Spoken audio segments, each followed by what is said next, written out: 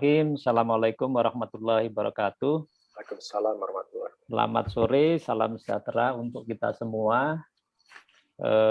Bapak Ibu sekalian, peserta webinar sekaligus ini ada sedikit tausiahnya barangkali ya, karena memang ini MUI. Jadi webinar sore hari ini diselenggarakan oleh Lembaga Pemuliaan Lingkungan Hidup dan Sumber Daya Alam Majelis Ulama Indonesia Pusat ya. Jadi mungkin kata-kata pemuliaan juga masih sedikit asing buat sebagian audiens. Mungkin nanti Pak Hayu bisa sedikit memberikan pengantar terkait dengan LPLH SDA MUI ini. Kita ingin membahas tema yang mungkin juga kelihatan agak sedikit kontroversial gitu ya. Di satu sisi adalah membisniskan hutan ya, bisnis hutan, tetapi sekaligus adalah gerakan pelestarian lingkungan ya. Jadi memang tema kita sebenarnya cukup berat juga untuk kita bahas dalam waktu yang sangat pendek ini. Pada sore hari ini, mudah-mudahan nanti jam 5 lah, lewat sedikit mungkin kita sudahi. Mungkin soalnya kalau yang ada di timur barangkali, saya sebagian dia juga memang undang juga dengan teman-teman yang di Indonesia Timur juga ya. Mungkin mudah-mudahan bisa join juga. Bapak Ibu sekalian, kita punya 3 narasumber yang ini adalah masing-masing tiga-tiganya adalah prominent person ya. Jadi saya kira orang hebat-hebat lah, alhamdulillah beliau menyediakan waktu untuk kita semua kita bisa diskusi soal hutan ya, terutama bisnis kaitannya dengan pelestarian lingkungan. Yang pertama nanti akan menyampaikan adalah Pak Hayu Susilo Prabowo, Dr. Hayu Susilo Prabowo. Kebetulan ini adalah penyelenggara dari webinar ini. Beliau adalah sebagai ketua dari LPLH MUI ini. Sedikit saya ingin menyampaikan, beliau menyelesaikan S3-nya di bidang ekonomi dan finance. Kebetulan rasanya kayaknya beliau juga merasa tidak cukup dengan satu gelar doktor ya. Beliau juga masih sedang melanjutkan program S3 juga untuk ilmu tafsir ini untuk melengkapi keulamaan beliau saya kira di MUI ya. Jadi beliau juga sebagai ketua LPLH SDA MUI yang saya sebutkan tadi tahun 2020 sampai 2025. Kemudian juga beliau sebagai ketua Departemen Hubungan antar lembaga dan lembaga luar negeri ya, hubungan luar negeri untuk Dewan Masjid Indonesia. Kemudian beliau juga pengasuh salah satu pondok pesantren di Wonogiri. Kemudian sehari-hari beliau adalah dosen Magister Manajemen di Indonesia Banking School. Kemudian nanti narasumber yang kedua adalah Profesor Dr. Indroyono Susilo. Beliau adalah ketua Asosiasi Pengusaha Hutan Indonesia, sekaligus juga ketua Forum Komunikasi Masyarakat Perhutanan Indonesia. Jadi Masyarakat Perhutanan Indonesia ini adalah kumpulan dari asosiasi-asosiasi. Kalau tidak salah ada 6 asosiasi di bidang perkayuan atau perhutanan di dalamnya di situ. Itu adalah beliau sebagai ketuanya. Jadi sangat strategis posisi beliau terkait dengan isu soal bisnis hutan kayu utamanya ini. Nah, sebelumnya beliau juga pernah menjabat sebagai Menko Kemaritiman yang pertama di Indonesia di kabinet awal Pak Jokowi. Nah, kemudian juga beliau pernah juga lama di BPPT, kemudian juga pernah juga di FAO, di Roma. Lalu hadirin sekalian, nanti pembicara yang ketiga, narasumber yang ketiga adalah, saya biasanya manggilnya Mbak saja nih ya, Mbak Rulita Wijayaningtyah. Beliau sekarang masih sebagai Vice Chairperson Forest Stewardship Council International Board of Directors. Ya. Jadi cukup lama, beliau dari 2014 sampai sekarang menjadi anggota FSC Internasional untuk bidang sosial, kemudian berkecimpung di organisasi Serikat Pekerja Perkayuan dan Kehutanan Nasional dan global ya di Building and Wood Workers Internasional sejak tahun 98, jadi sudah lama juga malang melintang di bidang kehutanan. Nah, saya kira ini juga karena beliau juga memiliki posisi yang strategis di FSC Internasional, sebuah lembaga yang mendorong bagaimana hutan-hutan di seluruh dunia ini bisa disertifikasi Sustainable Forest Responsibility. Jadi bagaimana hutan ini dikelola dengan baik dan bertanggung jawab sehingga tetap bisa memenuhi kebutuhan-kebutuhan umat manusia ya, seluruh dunia ya. Mungkin nanti Mbak Rulita bisa menceritakan seberapa impact-nya FSC ini secara internasional dan mungkin juga terhadap Indonesia. Ini 3 narasumber saya kira yang ini. Ya, kemudian terkait dengan apa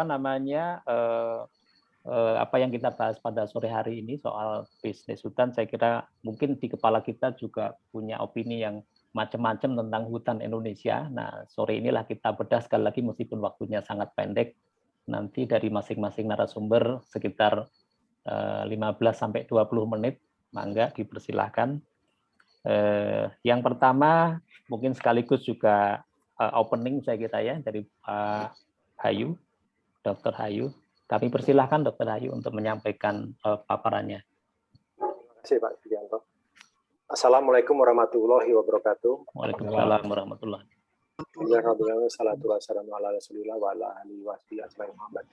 Terima kasih pada Prof. Indroyono Susilo yang bersedia hadir pada acara tausiah lingkungan kami yang ke-6. Kemudian pada Ibu Rulita Wijayaningtyah. Ya. Terima kasih atas kedatangan dari Jawa Timur, Bu ya. Masya Allah. Saya lama nggak ke Jawa Timur nih. Dan para pemirsa dan pengamat daripada lingkungan hidup. Nah, insya Allah pada sore ini kita akan bahas mengenai tadi itu ya, bisnis hutan dan gerakan pelestarian lingkungan. Nah, ini memang kayak kontroversi ya, tapi sebenarnya ini kita buat bagaimana kita buat sinergis.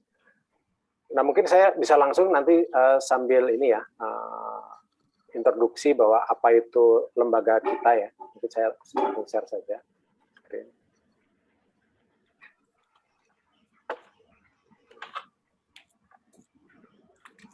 Nah, jadi lembaga kami namanya adalah Lembaga Pemuliaan Lingkungan Hidup dan Sumber Daya Alam. Nah, kenapa dinamakan pemuliaan begitu ya? Kenapa enggak lembaga pelestarian lingkungan hidup begitu ya? Intinya pemuliaan itu karena lingkungan hidup dan sumber daya alam ataupun alam ini adalah sesungguhnya ciptaan Allah. Jadi makhluk Allah juga seperti kita gitu. Jadi harus kita muliakan sama-sama. Kita masing-masing punya fungsinya. Kita sebagai Khalifatullah fil ard, kita sebagai penjaga bumi ini atau wakil Allah di bumi ini untuk bisa menjaga dan memakmurkan bumi ini dan segala isinya. Makanya refleksinya adalah rahmatan lil alamin. Nah, fungsi utama dari Lembaga Pemuliaan Lingkungan Hidup dan Sumber Daya Alam ini sebenarnya kalau MUI itu dakwah. Jadi dakwah kita adalah melalui dakwah lingkungan hidup. Nah, disitulah mengapa tausiah lingkungan menjadi menjadi suatu sarana ya untuk bisa melakukan dakwah itu. Nah, MUI itu terdiri dari para ulama, zu'ama, dan cendekiawan. Gitu. Jadi ulama ya para ulama gitu ya. Kalau saya masuk MUI bukan sebagai ulama gitu, saya lebih ke cendekiawan, makanya tadi sekolah lagi supaya saya, dan kebetulan juga pengasuh pondok pesantren gitu ya. Jadi supaya lebih lebih afdol gitu. Dan memang saya pengen ultimate goal daripada pengetahuan kan sebenarnya di Al-Quran itu. Jadi saya sebelum pikun begitu, saya ingin lebih tahu lebih banyak mengenai Al-Quran itu. Jadi makanya saya sekolah lagi. Background saya di ekonomi syariah. Nah, sebenarnya di ekonomi ini sangat cocok gitu. Kenapa juga kalau dilihat Prof. Emil Salim, kenapa dia dari ekonom menjadi environmentalist gitu. Demikian juga saya. Karena apa? Karena hubungan ekonomi dan environment sangat erat. Bisnis dan hutan itu keduanya sangat erat gitu ya. Tidak ada kalau tidak ada hutan nggak ada bisnis itu gitu ya. Tapi kalau tidak ada bisnis, hutan itu tidak ada apa-apanya gitu. Nah, disinilah letaknya ekonomi dan lingkungan hidup itu saling terkait gitu ya. Jadi intinya itu ekonomi, lingkungan hidup dan masyarakat itu saling terkait. Nah, disinilah bagaimana kaitan itu kita jahit bersama sehingga semuanya berjalan seimbang tanpa pincang lah gitu ya. Nah, kalau kita lihat ya ekosistem itu apa sih? Kenapa kok kita bicara hutan? Kenapa kita bicara ekosistem gitu ya? Ekosistem ini hutan ya. Hutan adalah salah satu dari ekosistem bumi yang harus kita jaga begitu ya. Ekosistem menjalankan proses alami, fisika, kimia dan biologi yang dikendalikan oleh keanekaragaman hayati. Nah, disinilah hutan fungsinya karena hutan itu sangat beraneka ragam gitu ya. Isinya ada pohon-pohonan, ada makhluk yang di atas tanah, ada makhluk yang di bawah tanah, ada makhluk yang goib juga begitu ya. Di hutan itu banyak gitu ya. Nah, fungsinya apa? Adalah menyediakan barang dan jasa untuk seluruh makhluk hidup. Nah, di sini letaknya bahwa segala sesuatunya diciptakan ya secara seimbang begitu. Jadi kalau ekosistem itu ada konsumen di atas tanah ya, konsumen dan produsen gitu. Kalau dia mati itu akan menjadi nutrien pupuk ya, bahwa oleh siapa diolah oleh decomposer, dan ada konsumen juga yang akan menyediakan juga anorganik nutrien ya, nutrien untuk makhluk hidup yang di atas tanah gitu. Nah, semuanya diatur oleh matahari di sini. Jadi ada input output sehingga keanekaragaman hayati di atas tanah sama di bawah tanah ini saling sinergis. Nah, gunanya untuk apa? Dia sebagai jasa pendukung ya, pembentukan tanah, siklus hara, produksi primer, kemudian jasa penyediaan makanan, air bersih, biokimia, sumber daya genetik. Nah, nanti kita bicara banyak di sini ya. Kemudian jasa pengaturan iklim. Jadi climate change itu paling utama adalah akibat dari penggunaan hutan, dan salah satu remedinya atau pencegahannya juga ada di hutan gitu ya. Kemudian pengaturan penyakit. Nah, bagaimana sekarang misalnya corona ini adalah karena rusaknya hutan itu sehingga bakteri atau virus itu yang tadinya di binatang-binatang liar sekarang pindah ke kita. Kemudian juga sebagai kultural dan spiritual, rekreasi, ekowisata, estetika dan lain-lain, pendidikan dan lain-lain. Nah, kita lihat misalnya contoh ekosistem itu air ya, untuk kehidupan itu sebatang pohon berukuran sedang, diameter 30 sampai 50 cm itu mampu menahan air hingga 1000 sampai 2000 liter per tahun dan melepaskannya bertahap di proses transportasi ya sepanjang tahun. Jadi intinya itu bahwa kalau hujan kita ada musim hujan, ada musim kemarau. Nah, si hutan itu seolah-olah dia kayak spons ya, kayak busa gitu, menahan air di dalam hutan, dilepaskan pada waktu musim kemarau. Nah, disitulah letaknya fungsi hutan itu menahan hujan dan menahan hujan air dan untuk kemudian dilepaskan pada musim kemarau. Kalau hutan tidak ada, makanya itu akan terjadi kalau hujan akan banjir, kalau musim kering akan kekeringan. Tapi hutan itu mengatur itu semua. Nah, hutan itu juga kaya dengan keanekaragaman hayati sebagai modal, yaitu keanekaragaman hayati fungsional tadi seperti saya terangkan gitu ya. Ada perputaran siklus ya antara yang mati dan hidup. Kemudian juga keanekaragaman ekosistem, misalnya ada gurun, ada padang rumput, ada hutan, pegunungan, ada samudra dan lain-lain. Kemudian juga ada keragaman spesies, macam-macam burung ya, macam-macam binatang buas gitu ya, macam-macam binatang. Kemudian keanekaragaman genetik ya, genetik kita beda-beda, ada yang manusia aja, ada yang hitam, ada yang putih, ada yang tinggi, ada yang kurus gitu ya. Nah, di sini juga keanekaragaman itu termasuk keanekaragaman hayati, dan ini sebagai modal kita untuk bisa melakukan bisnis tadi itu ya. Dan bisnis ini bisa bisnis berarti monetary atau bisa bisnis yang berarti non monetary gitu ya.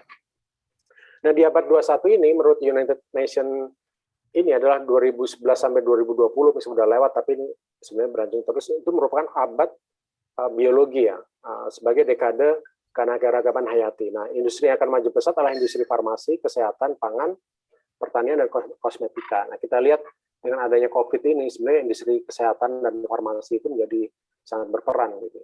Nah, oleh karena itu, pembangunan ke depan Indonesia ini akan sangat bergantung pada keanekaragaman hayati ini. Jadi kalau kita rusak keanekaragaman hayati itu, maka akan punahlah potensi-potensi yang ada. Nah, potensinya seperti apa? Misalnya farmasi ya, tahun 2006 itu potensinya 643 miliar dolar ya. Nah, sebagian besar dari biota, 47% adalah obat kanker.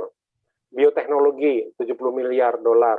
Kemudian produk dan perlindungan tanaman itu 30 miliar dolar. Benih tanaman, tanaman hias, kemudian personal care, botanical, dan food and beverage industries, itu miliaran dolar ya dari hutan itu. Nah, inilah sebenarnya hutan itu sebagai modal kita untuk melakukan bisnis gitu ya. Sekarang bisnis apa yang cocok gitu ya. Nanti kita lihat di sini bahwa ada yang bilang juga hutan itu sebagai emas hijau, karena di sini kaya keanekaragaman hayati, berarti dia kaya dengan hal-hal yang sangat berguna untuk kita. Memang Allah telah menciptakan itu untuk kepentingan kita ya, bumi dan isinya itu diciptakan untuk kepentingan manusia. Sekarang bagaimana manusia itu ini memanfaatkannya begitu ya. Nah, disinilah letaknya banyak fungsi-fungsi yang bisa kita ambil. Tadi fungsi kesehatan, juga fungsi teknologi, misalnya burung kolibri itu melintas Teluk Meksiko itu dengan hanya menghabiskan kurang dari 3 gram bahan bakar. Nah, sekarang bagaimana tuh kita bisa menirunya? Capung mampu bermanuver melebihi helikopter tetangga kita. Kemudian sistem panas dan pengatur udara dalam sarang rayap jauh lebih baik dari segi perangkat dan penggunaan energi dibandingkan buatan manusia. Pemancar frekuensi tinggi kelelawar bekerja lebih baik dan lebih peka daripada sistem radar kita sendiri. Nah, disitulah bahwa bumi ini diciptakan Allah memang sebagai ilmu Allah. Jadi tempat di mana kita mengenal Allah dan tempat kita belajar. Maka di dalam MUI itu fatwa kita selalu memadukan 2 dalil, yaitu dalil kauliyah, yaitu dari Al-Quran dan Hadis, dan dalil kauniyah, yaitu dari alam, dari ilmu-ilmu yang kita pelajari ini. Jadi nanti ada fatwa, banyak 6 fatwa MUI ya, itu mengkaitkan bagaimana kita melindungi alam dan bagaimana dalil atau source of knowledge ya, sumber dari knowledge Islam itu adalah dari Al-Quran Hadis sama yang sumbernya dari kauniyah ini, dari alam ini. Nah, juga secara tidak langsung ya, alam memberikan manfaat untuk penyerbukan, untuk kontrol biologi sama pertanian gitu. Jadi kalau saya belajar waktu itu permakultur ya, permakultur itu pertanian itu tidak boleh monokultur, tapi harus polikultur seperti hutan gitu, karena masing-masing itu akhirnya saling mengontrol gitu ya. Jadi polikultur itu atau permakultur itu bagaimana hutan pertanian juga harus berpadu dengan peternakan begitu ya. Sebagai pustaka genetik juga hutan itu sebagai sumber inspirasi, bahan kajian sains, wisata, kemudian budaya dan ketahanan masyarakat tentang pangan. Sekarang ini pangan kita ini sebetulnya kita sangat banyak keanekaragaman hayati, tapi sayangnya kita dididik dari kecil sampai sekarang, dari Sabang sampai Merauke, semua masyarakat kita diajari hanya kalau makan itu beras gitu. Padahal sumber pangan kita macam-macam gitu ya, di daerah masing-masing, misalnya kayak sagu, kayak talas gitu, itu pisang gitu, itu adalah makanan yang bisa pengganti sebagai beras gitu. Atau beras sebenarnya mengganti makanan-makanan tradisional kita sebetulnya. Dan kita harus melepas itu semua dan kita harus kembali lagi pada makanan tradisional. Nah, yang paling utama adalah sebetulnya yang paling saintis ya, yang dianggap paling penting itu adalah sains yang dimiliki oleh para indigenous people atau suku asli ya di dalamnya itu. Nah, di India ya, itu baru saja menyelesaikan data perpustakaan digital pengetahuan obat-obatan tradisionalnya. Sekitar 200 peneliti menghabiskan waktu 8 tahun untuk membangun perpustakaan digital. Nah, kita belum ada nih. Padahal mereka menggali sains yang pengetahuannya di hutan itu selama berabad-abad mereka. Nah, padahal kita buang begitu saja. Padahal itu sains yang sebenarnya pengetahuan yang sangat sangat berguna sekali gitu ya, yang dimiliki oleh para suku yang ada dalam hutan itu, karena mereka mengenal obat-obatannya, mengenal makanannya, gitu, bagaimana mengenal ekosistemnya, mana yang harus dijaga, mana yang bagaimana cara merawatnya, begitu. Nah ini hilang semua kalau kita tidak buat database. Nah faktanya kita punya 7.000 tumbuhan pakan ya, yang sudah diketahui 70.000 lagi bisa dimakan tapi belum banyak dibudidayakan. Kita cuma kenal beras doang nih sekarang, cuma satu doang gitu, karena beribu-ribu jenis makanan gitu ya. Kemudian hanya 150 jenis yang dibudidayakan skala besar. Hanya 82 spesies yang hanya punya kontribusi besar ekonomi. Nah, di sini sebenarnya kekayaan kita besar ya. Jadi kalau mau bisnis, kita bisa bisnis ini. Sebenarnya kita bisa belajar sama suku-suku yang ada dalam hutan itu. Nah, suku Indonesia punya lebih dari 700 ya. Perlu diketahui sebelum mereka habis ya. Baik itu karena budaya luar maupun hutannya memang sudah tergerus habis. Nah, tadi seperti saya sampaikan bahwa ekosistem dan ekonomi itu saling terkait, karena ekonomi itu sebenarnya adalah merefleksikan daripada kehidupan manusia ya. Gitu. Jadi seluruhnya kegiatan ekonomi itu akan selalu mengambil bahan baku dari ekosistem. Kita bisa makan hanya sesuatu yang tumbuh dari bumi gitu ya. Kemudian juga bahwa apa yang kita gunakan sekarang, pakaian kita, baju, komputer, rumah kita, semen, besi, ubin, pasir, semua yang ngambil dari bumi gitu. Jadi seluruh ekonomi itu pasti ngambil dari bumi gitu. Karena nggak bisa manusia membuat sendiri gitu ya. Pasti ngambil bahan baku dari bumi. Nah, dalam proses ekonomi itu pasti manusia juga mengeluarkan limbah gitu ya. Kita dalam kehidupan sehari-hari kita juga mengeluarkan limbah. Nah, bumi punya dua fungsi, menyediakan bahan baku untuk kita dan mengeluarkan limbah untuk kita. Nah, sekarang bagaimana nih ekonomi kita? Nah, ekonomi kita ini yang dulu semakin canggihnya teknologi, maka ekonomi kita semakin tinggi, ya, semakin naik. Ekonomi itu merepresentasikan konsumsi kita. Jadi semakin GDP semakin tinggi, maka konsumsi kita semakin tinggi.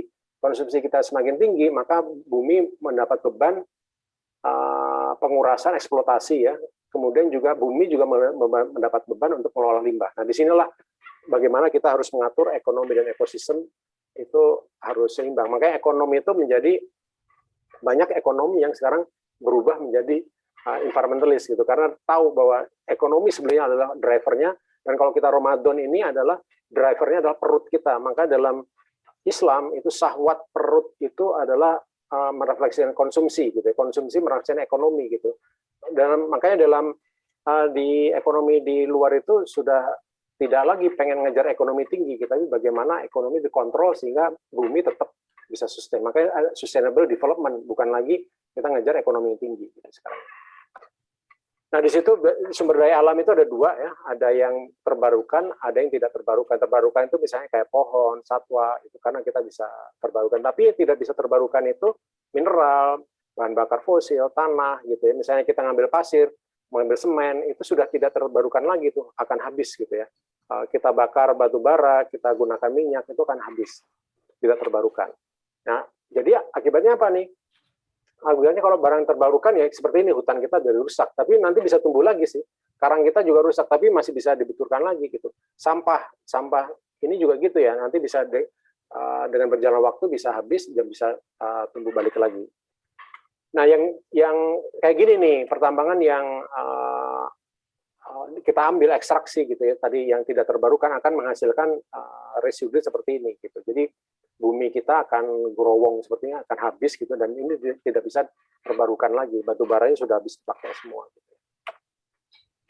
Nah, kemudian konseptualisasinya bagaimana? Jadi ketergantungan antara bisnis dan modal alam ini menciptakan biaya atau manfaat bagi bisnis dan masyarakat, tapi juga menimbulkan resiko peluang gitu, peluang dan risiko. Jadi dia memberikan modal alam ini sebagai modal ya, modal kita ya, modal ini. Jadi seluruh bisnis itu, ekonomi itu modalnya pasti dari alam gitu ya. Alam itu sebagai modal. Tapi saya nggak pernah dihitung bahwa alam itu sebagai modal dalam ekonomi itu ya. Nah, dalam ekonomi alam adalah satu-satu modal yang paling penting gitu. Nah, ini menciptakan biaya atau manfaat gitu. Tapi bagi bisnis dia menciptakan risiko dan peluang gitu. Risiko ini misalnya apa? Misalnya kalau peluangnya, misalnya peluang bisnis bisa menjaga air bersih pada masyarakat, tapi efeknya risikonya menimbulkan emisi misalnya gitu. Jadi selalu ada manfaat, ada biaya, ada manfaat, ada peluang, ada risiko bagi bisnis. Bagi masyarakat ini dua-duanya tergantung mereka, karena masyarakat ini juga bagian daripada bisnis itu. Tapi di sini adalah menggambarkan bahwa modal alam itu sebagai modal paling utama untuk kehidupan kita bersama dan untuk bisnis, gitu ya. Dan yang kedua juga ada aset modal alam dan ada manfaat modal alam. Jadi salah satu konsekuensi dari mengabaikan nilai sebenarnya dari modal alam dalam pengambilan keputusan kita dalam berbisnis adalah konsumsi berlebihan dan kurangnya investasi dalam aset alam. Jadi aset modal alam ini banyak spesies, ekologi, soil, tanah, air bersih segala rupa gitu ya. Dan manfaatnya banyak, pangan, kayu, air bersih, rekreasi segala rupa ya, proteksi bencana, iklim bersahabat dan kesehatan. Tapi sayangnya karena kita ekstraksinya berlebihan dan kita kurang memberikan input ya, input dalam arti kata kalau kita habis tebang pohon ya kita tanam lagi lah gitu ya, atau buang sampah harus kita olah, kita harus memberikan modal lain gitu ya. Nah ini yang perlu kita lakukan, ada aset dan ada manfaat yang kita ambil, tapi keduanya harus seimbang dan harus ada investasi yang saling melengkapi. Nah, kalau kita lihat interaksi antara keanekaragaman hayati dan manufaktur, ini modal alam sebagai aset, ada aliran ya, abiotik modal alam tadi itu untuk kita gunakan sebagai nilai ekonomi dalam masyarakat ya, umumnya ya. Tapi sebenarnya nilai itu banyak. Ada nilai sosial, ada nilai budaya, gitu macam-macam gitu di sini. Nah, tapi sebetulnya nilai itu tidak cukup. Jadi kalau kita mengambil aliran dari aset kita jadikan nilai, itu mungkin tidak lengkap gitu, karena ada beberapa nilai yang tidak kita ketahui yang hilang gitu ya. Jadi misalnya nilai menjaga fungsi ekologi, nah itu mungkin tidak masuk ke dalam nilai sini, atau nilai alam sebagai alam gitu, alam sebagai alam yang fungsinya sebagai alam gitu ya.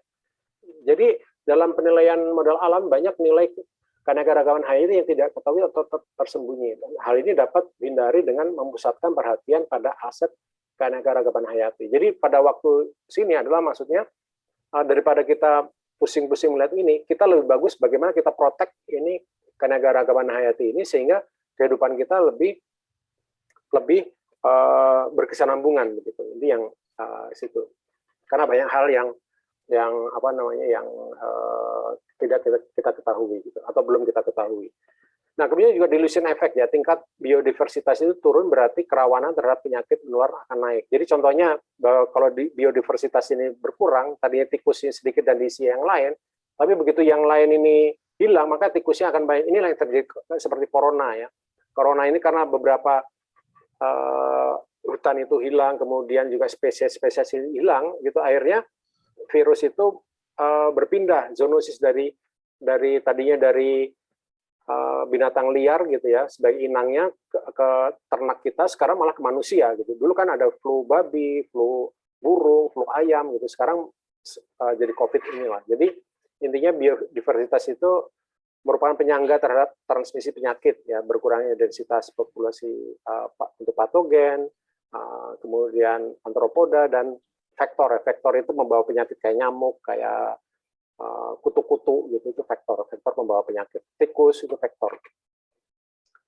Nah, intinya bahwa hutan ini juga selain tadi penyakit, juga hutan ini sebagai sarana untuk mengurangi perubahan iklim ya. Jadi perubahan iklim itu dalam arti kata karena hutan itu menyerap CO2 dan mengeluarkan O2 gitu. Jadi satu hal yang paling efektif untuk menangani perubahan iklim adalah hutan gitu ya. Tidak ada lagi teknologi yang lain. Teknologi lain itu mahal dan tidak proven, tapi kalau hutan itu sudah proven. Juga yang kedua adalah bahwa kalau kita memanfaatkan kayu hutan, itu kan dia renewable ya. Ya renewable itu bahwa sebenarnya kalau kita menggunakan kayu dari hutan untuk pembangunan kita, itu bagus. Jadi karena kita menggunakan resources yang renewable gitu. Tapi kalau tadi itu semen, pasir, besi gitu, itu tidak renewable tuh, maka tidak bisa berkesinambungan. Pada suatu hari akan habis itu resources itu. Makanya sekarang itu sirkular ekonomi itu berjalan karena apa? Karena misalnya contoh HP kita ini terdiri dari 40 mineral ya, yang harus kita tambang gitu. Nah, mineral-mineral itu terletak di seluruh dunia. Nah, mineral-mineralnya semakin tipis gitu. Karena seluruh orang sekarang pakai HP. Nah, orang yang punya teknologi tinggi sekarang khawatir nanti mineralnya akan kehabisan sehingga teknologi itu tidak bisa diterapkan gitu ya. Nah, pada komputer, pada HP gitu, pada robot gitu ya. Nah, sekarang mereka itu circular economy, bagaimana mineral-mineral yang dalam HP ini atau e-waste itu kita bisa tambang kembali ya, kemudian kita bisa gunakan kembali sehingga mengurangi pengambilan resources dari bumi. Nah, ini kalau kita tidak hati-hati, sekarang ini kita krisis ya, krisis COVID itu 3M, pakai masker, jaga jarak, kemudian cuci tangan gitu, cuci tangan 3 itu. Nah, efek dari COVID apa? Resesi ya, dampak resesi gitu. Nah, kalau kita tadi hutan itu kita rusak ya, kita rusak, kemudian terjadi climate change, efeknya apa? Biodiversity collapse. Biodiversity collapse berarti siapa yang akan musnah? Ya kita semua gitu. Kita termasuk biodiversity ya. Kita begitu yang lain collapse, kita akan mati juga. Nah, ini yang kita takutkan, climate change itu adalah akan terjadi kerusakan biodiversity dan keanekaragaman hayati itu akan meningkat sehingga akan meningkatkan virus-virus yang lainnya, yang mematikan.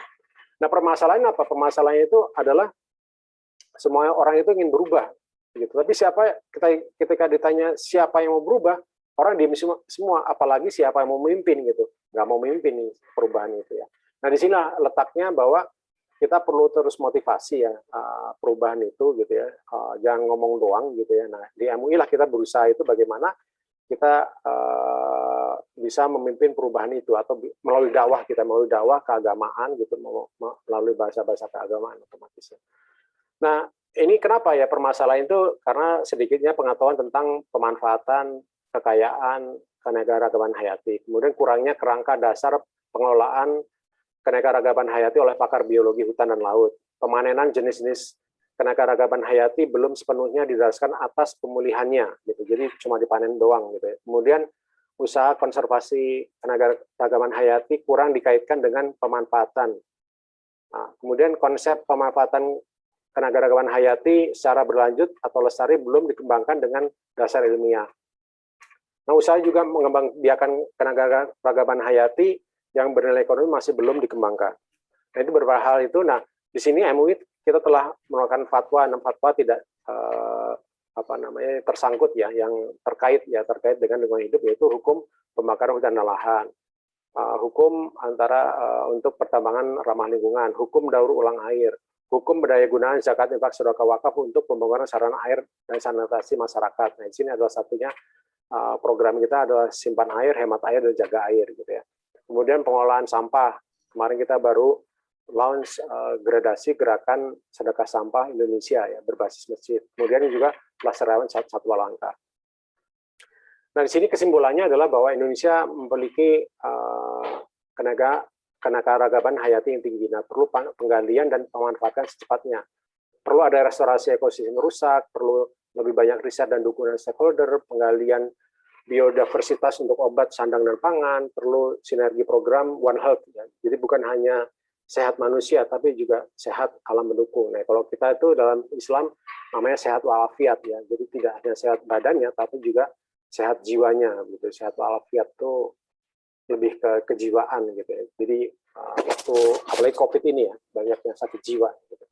Kemudian juga yang kelima ini pelarangan perdagangan satwa liar dan penutupan pasar satwa liar.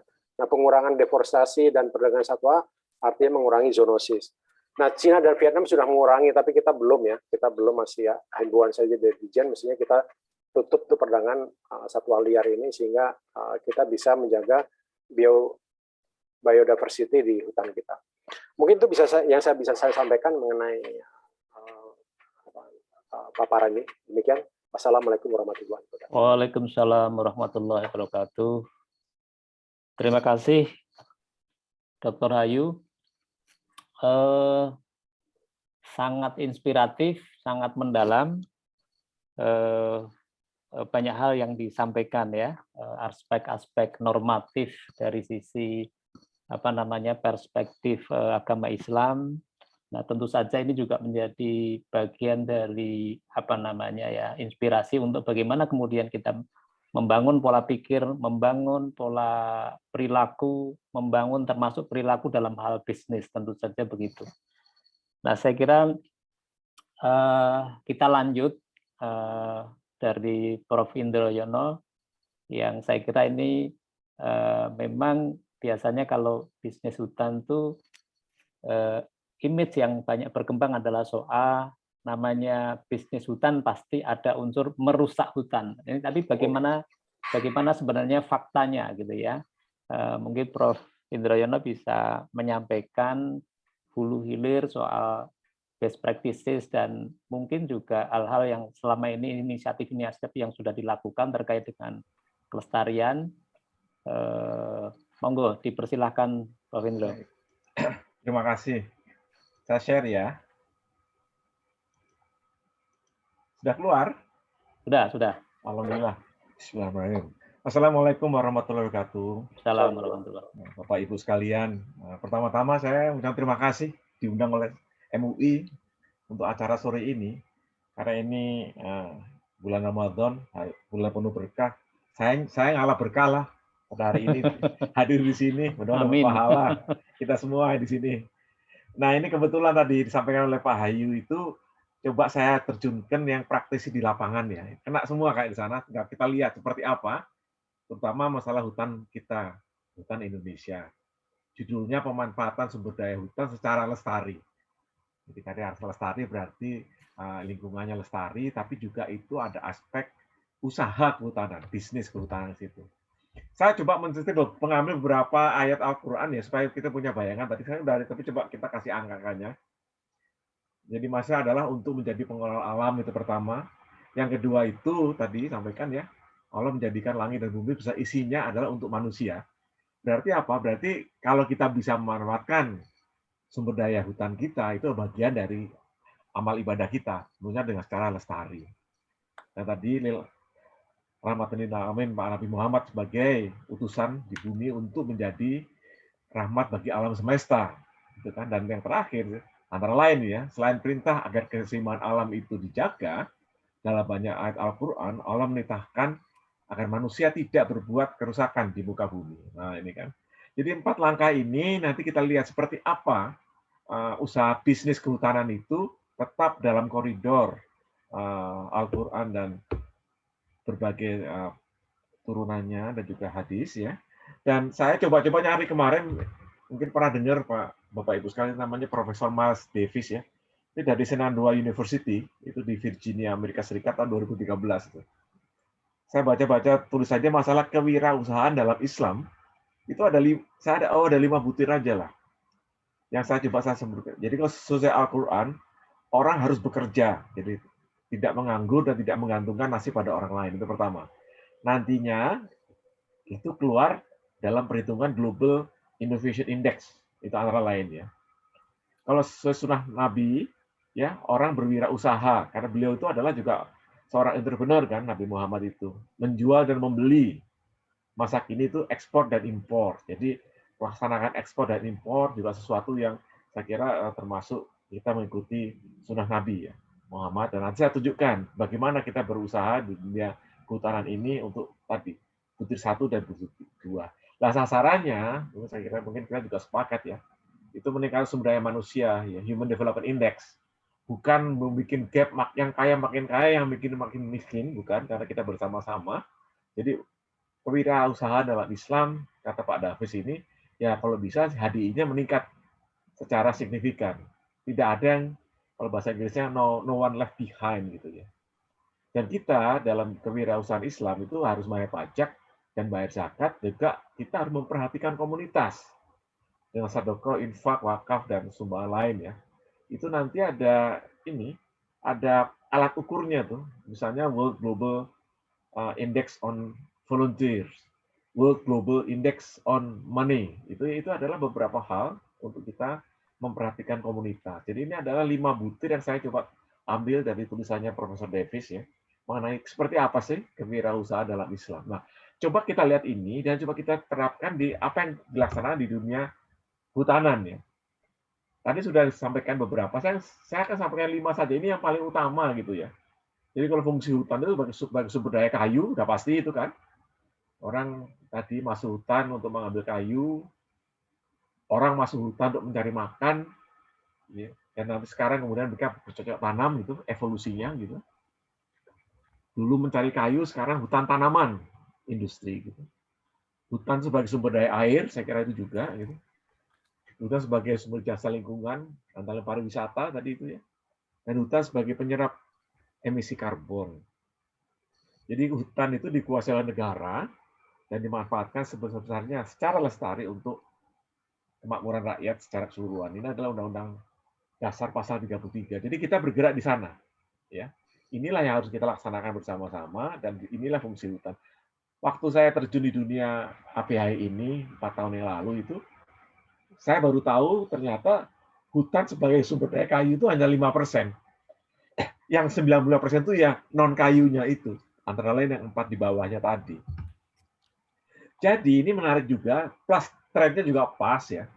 Jadi usaha kehutanan masa kini sudah menuju ke kelestarian, menuju ke keberlanjutan, menuju ke sustainability, menuju ke green development, menuju ke green economy, menuju ke green energy, dan sangat climate change concern. Tadi sampaikan masalah gelombang-gelombang begitu itu ya.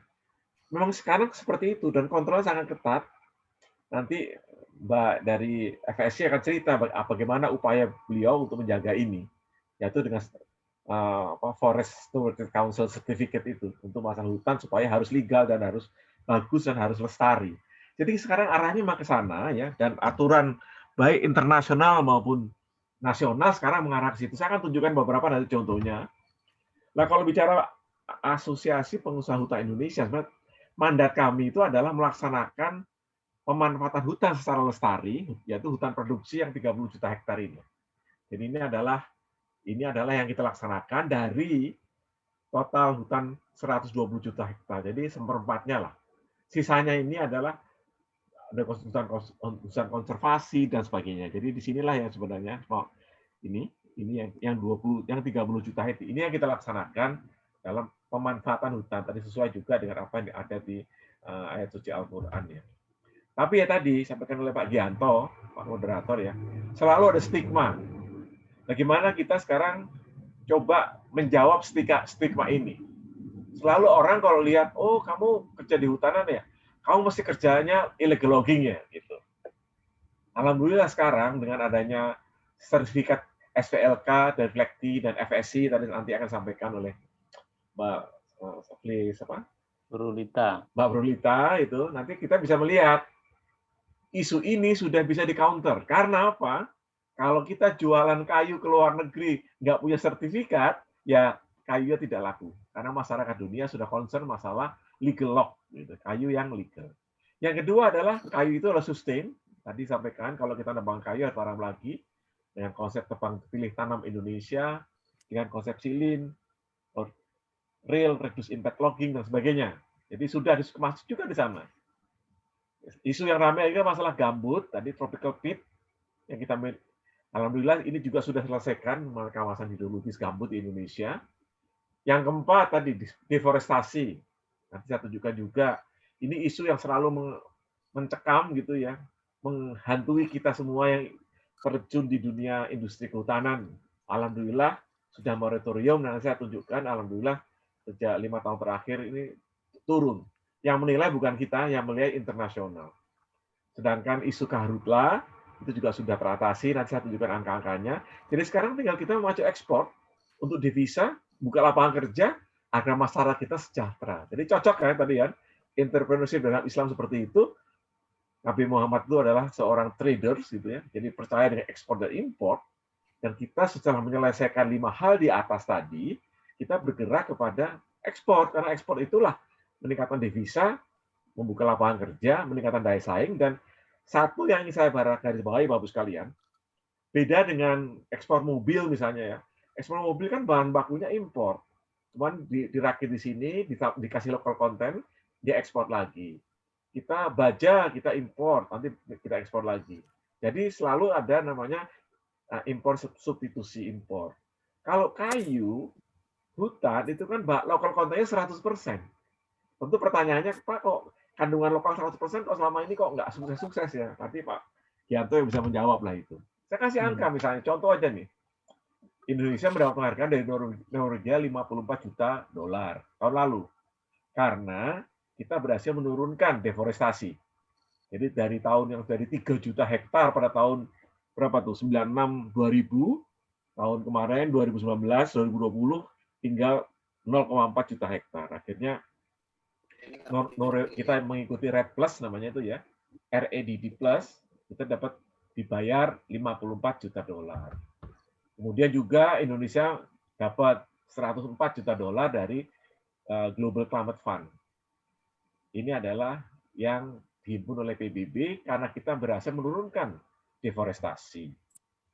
Ini memang harus kita tunjukkan seperti ini. Kalau enggak nanti kan stigmanya selalu Anda itu merusak hutan gitu. Ini ternyata dunia menilai seperti itu. Kebakaran hutan. Ini yang paling seru gitu ya.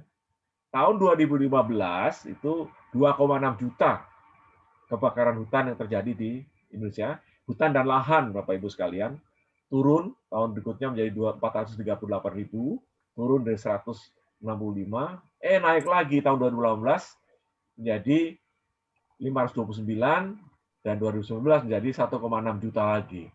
Tentu pertanyaannya kok bisa naik lagi. Nah, kalau Bapak Ibu lihat kalau 2019 itu adalah adanya pemilihan presiden, pilkada segala macam itu orangnya abai atau lalai. Sehingga terjadilah kenaikan lagi. Tapi kalau kenapa kok 2017 bagus? Ya karena waktu itu kita 2017 ada Asian Games. Asian Games semuanya jaga supaya Sumatera Selatan dan Palembang tidak ada kebakaran hutan. Tahun lalu, 2020, hanya 150.000 hektar. Jadi kita penurunan sangat signifikan, ya. Jadi semuanya juga alhamdulillah gitu. Kebakaran hutan dan lahan tahun lalu turun 91%.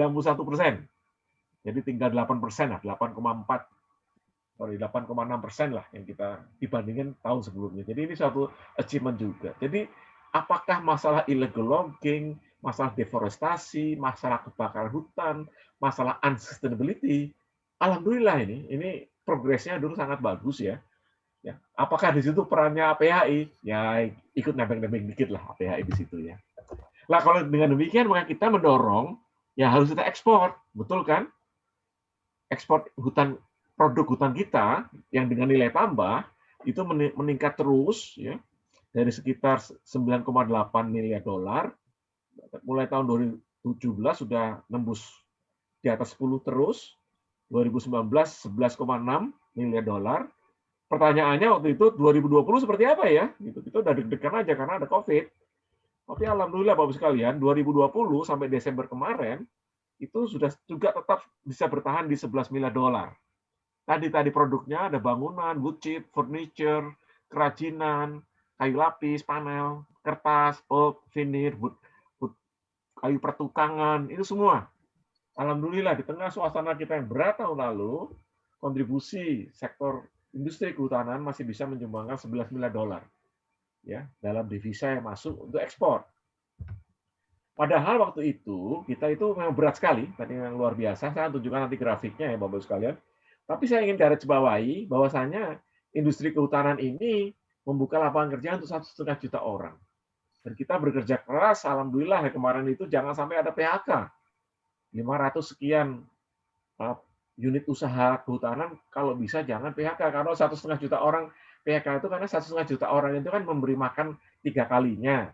Jadi kan ya berarti kan itu sekitar sampai 1,5 sampai 4,5 juta orang yang hidup dari sektor-sektor 4,5 sampai 6 juta orang hidup di sektor kehutanan ini dari hulu ke hilir. Kalau sampai ini terjadi permasalahan dalam arti kata pemutus hubungan kerja dan sebagainya, berat, kasihan kepada para pekerjanya. Jadi ini juga yang saya sampaikan, selain ada berbagai hal tadi yang selalu distigmakan, harapan kami tentunya ini juga bahwa ini membuka lapangan kerja, ini kandungan lokalnya tinggi sekali, dan juga kita berhasil lah menyelesaikan berbagai stigma yang dihadapi selama bertahun-tahun. Nah ini sampai saya mau dapatkan ini sampai kemarin, kebetulan kemarin sudah keluar, jadi Bapak Ibu bisa bayangkan ya, Januari 2020 itu ekspor growth kita masih 2,1% plus.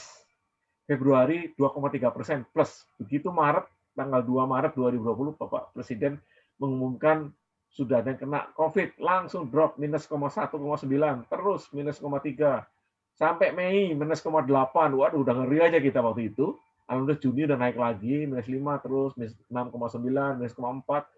Begitu kita masuk Januari 2021, langsung plus 6,3%, kemudian Februari plus 9,1%, Maret plus 14%, dan April plus 21% growth-nya dibanding tahun lalu. Jadi saya kira insya Allah kita sudah bangkit kembali gitu ya. Ada growth, tadi ada berputar, ada devisa masuk, lapangan kerja terbuka, orangnya kerja, orang sejahtera, mudah-mudahan bisa tembus nanti setelah COVID-nya semakin berkurang. Oleh karena itu, Bapak-Ibu sekalian, konfigurasi bisnis kehutanan sekarang sudah berubah. Berubah lagi, karena manusia juga berubah, kreativitas juga berubah, kemudian juga inovasi juga berubah. Dulu kita hanya hutan kayu, sekarang sudah sampai tadi, bioprospecting, biodiversity tadi, kayu jenis apa, untuk obat apa, untuk farmasi apa, tadi disampaikan oleh Pak Hayu, untuk ekoturism, jasa lingkungan, carbon sequestration, carbon trading, carbon pricing, carbon credits gitu ya. Dan juga energi biomasa. Kita sudah mau meninggalkan perlahan-lahan karena Indonesia menandatangani Paris Agreement.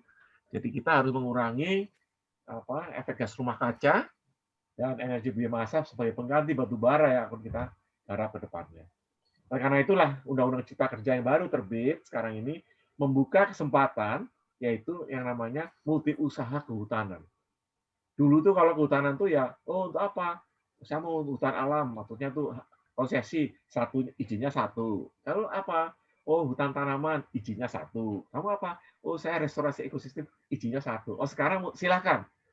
Hutan kayu, hasil hutan kayu, hasil hutan bukan kayu, mau madu, mau minyak atsiri, mau jagung, mau nanam singkong, mau beternak sapi di wilayah kehutanan, dipersilakan. Dengan adanya Undang-Undang Cipta Kerja ini yang namanya multi usaha kehutanan. Saya mau tunjukkan ini semua itu adalah dikembangkan dan intinya adalah berkelanjutan ya, sustainable. Jadi ada 567 unit ya, jadi ada pemegang izin. Jadi pengusaha hutan itu ada 567 anggota PHI yang terdiri dari 294 itu hutan tanaman. Jadi Bapak Ibu heran kan, loh, Pak, hutan tanaman sama hutan alam kok bacaan hutan tanaman? Ini adalah evolusi umat manusia tadi kan. Dulu orang masuk hutan ambil kayu, sekarang dia menanam kayu. Jadinya sustain. Yang 16 itu adalah untuk restorasi ekosistem. Ini antara lain diarahkan tadi untuk konservasi, tapi juga mendapatkan dana devisa dari restorasi ini dari menghimpun, menyimpan karbon emission. Kan? Dia menyerap karbon, disimpan, nanti dijual sebagai carbon credit, dijual sebagai carbon pricing, dijual sebagai carbon trading. Ya. Ini sebagai contoh, di Kalimantan ada, ini ekoturisme ini, Bapak Ibu jangan kaget ya, ini hanya 40 kilo dari Balikpapan gitu, kita bisa melihat semua ini. Orang bermimpi kalau pergi Kalimantan, selalu I would like to see tropical forest. Turis seperti itu. Di situ ada dalam 42 km sudah bisa lihat gajah, bisa lihat orangutan, bisa lihat macam-macam, buaya segala macam. Yang kita sendiri tidak sadar. Ini lihat siamang nih, ini kan yang hidungnya merah itu loh, bukan siamang apa namanya, lupa saya itu. Yang hidungnya merah itu ya. Itu ada semuanya dalam 42 kilo dari Balikpapan. Itu adalah ekoturisme yang sustain sepanjang masa. Kalau ini di Kalimantan Barat ini sekarang orang masuk hutan untuk tinggal di cottage seperti ini, hutannya lestari tapi devisanya masuk. Mohon maaf ini karena Covid semua ini agak berhenti sebentar lah ya. Ini di Jambi, ini restorasi ekosistem, mereka membuat tenda-tenda untuk pariwisata petualangan gitu ya. Bisa lihat harimau Sumatera, bisa lihat berbagai jenis burung dan adat masyarakat ada di sana. Kalau di Jawa biasanya perhutani itu di Jawa, Bapak Ibu yang tinggal di Jawa pasti pernah kasih kunir Mojosemi atau Logending di Cilacap, Curu Jenggala. Ini semua adalah miliknya perhutani dan sekarang menjadi ekoturisme juga. Jadi orang menikmati hutannya, menikmati pemandangannya, ekonomi berputar dan ini meningkatkan kesejahteraan rakyat. Kemarin ternyata Bapak Ibu tahu bahwa produk kehutanan sekarang dengan teknologi itu bisa menghasilkan antara lain ya, ini untuk masker, rayonnya bisa untuk baju, sekarang ini hutan tanaman semua. Jadi sekarang kita sudah mengarah tidak hanya produk kayu, tapi juga untuk tadi asal-asal lingkungan dan ekoturisme. Yang berikutnya yang menarik juga, Bapak, sekarang sedang digarap dan kita sedang melakukan pelatihan yang saya kira beritanya rame ya, namanya nilai ekonomi karbon. Ya. Carbon pricing gitu ya. Bapak sekalian, pada tahun 2015 Indonesia menandatangani Paris Agreement dan meratifikasi bahwasanya pada tahun 2030 maka kita akan menurunkan emisi karbon kita 29% dari tahun 2013 atau 41% dari tahun 2013 dengan bersama luar negeri.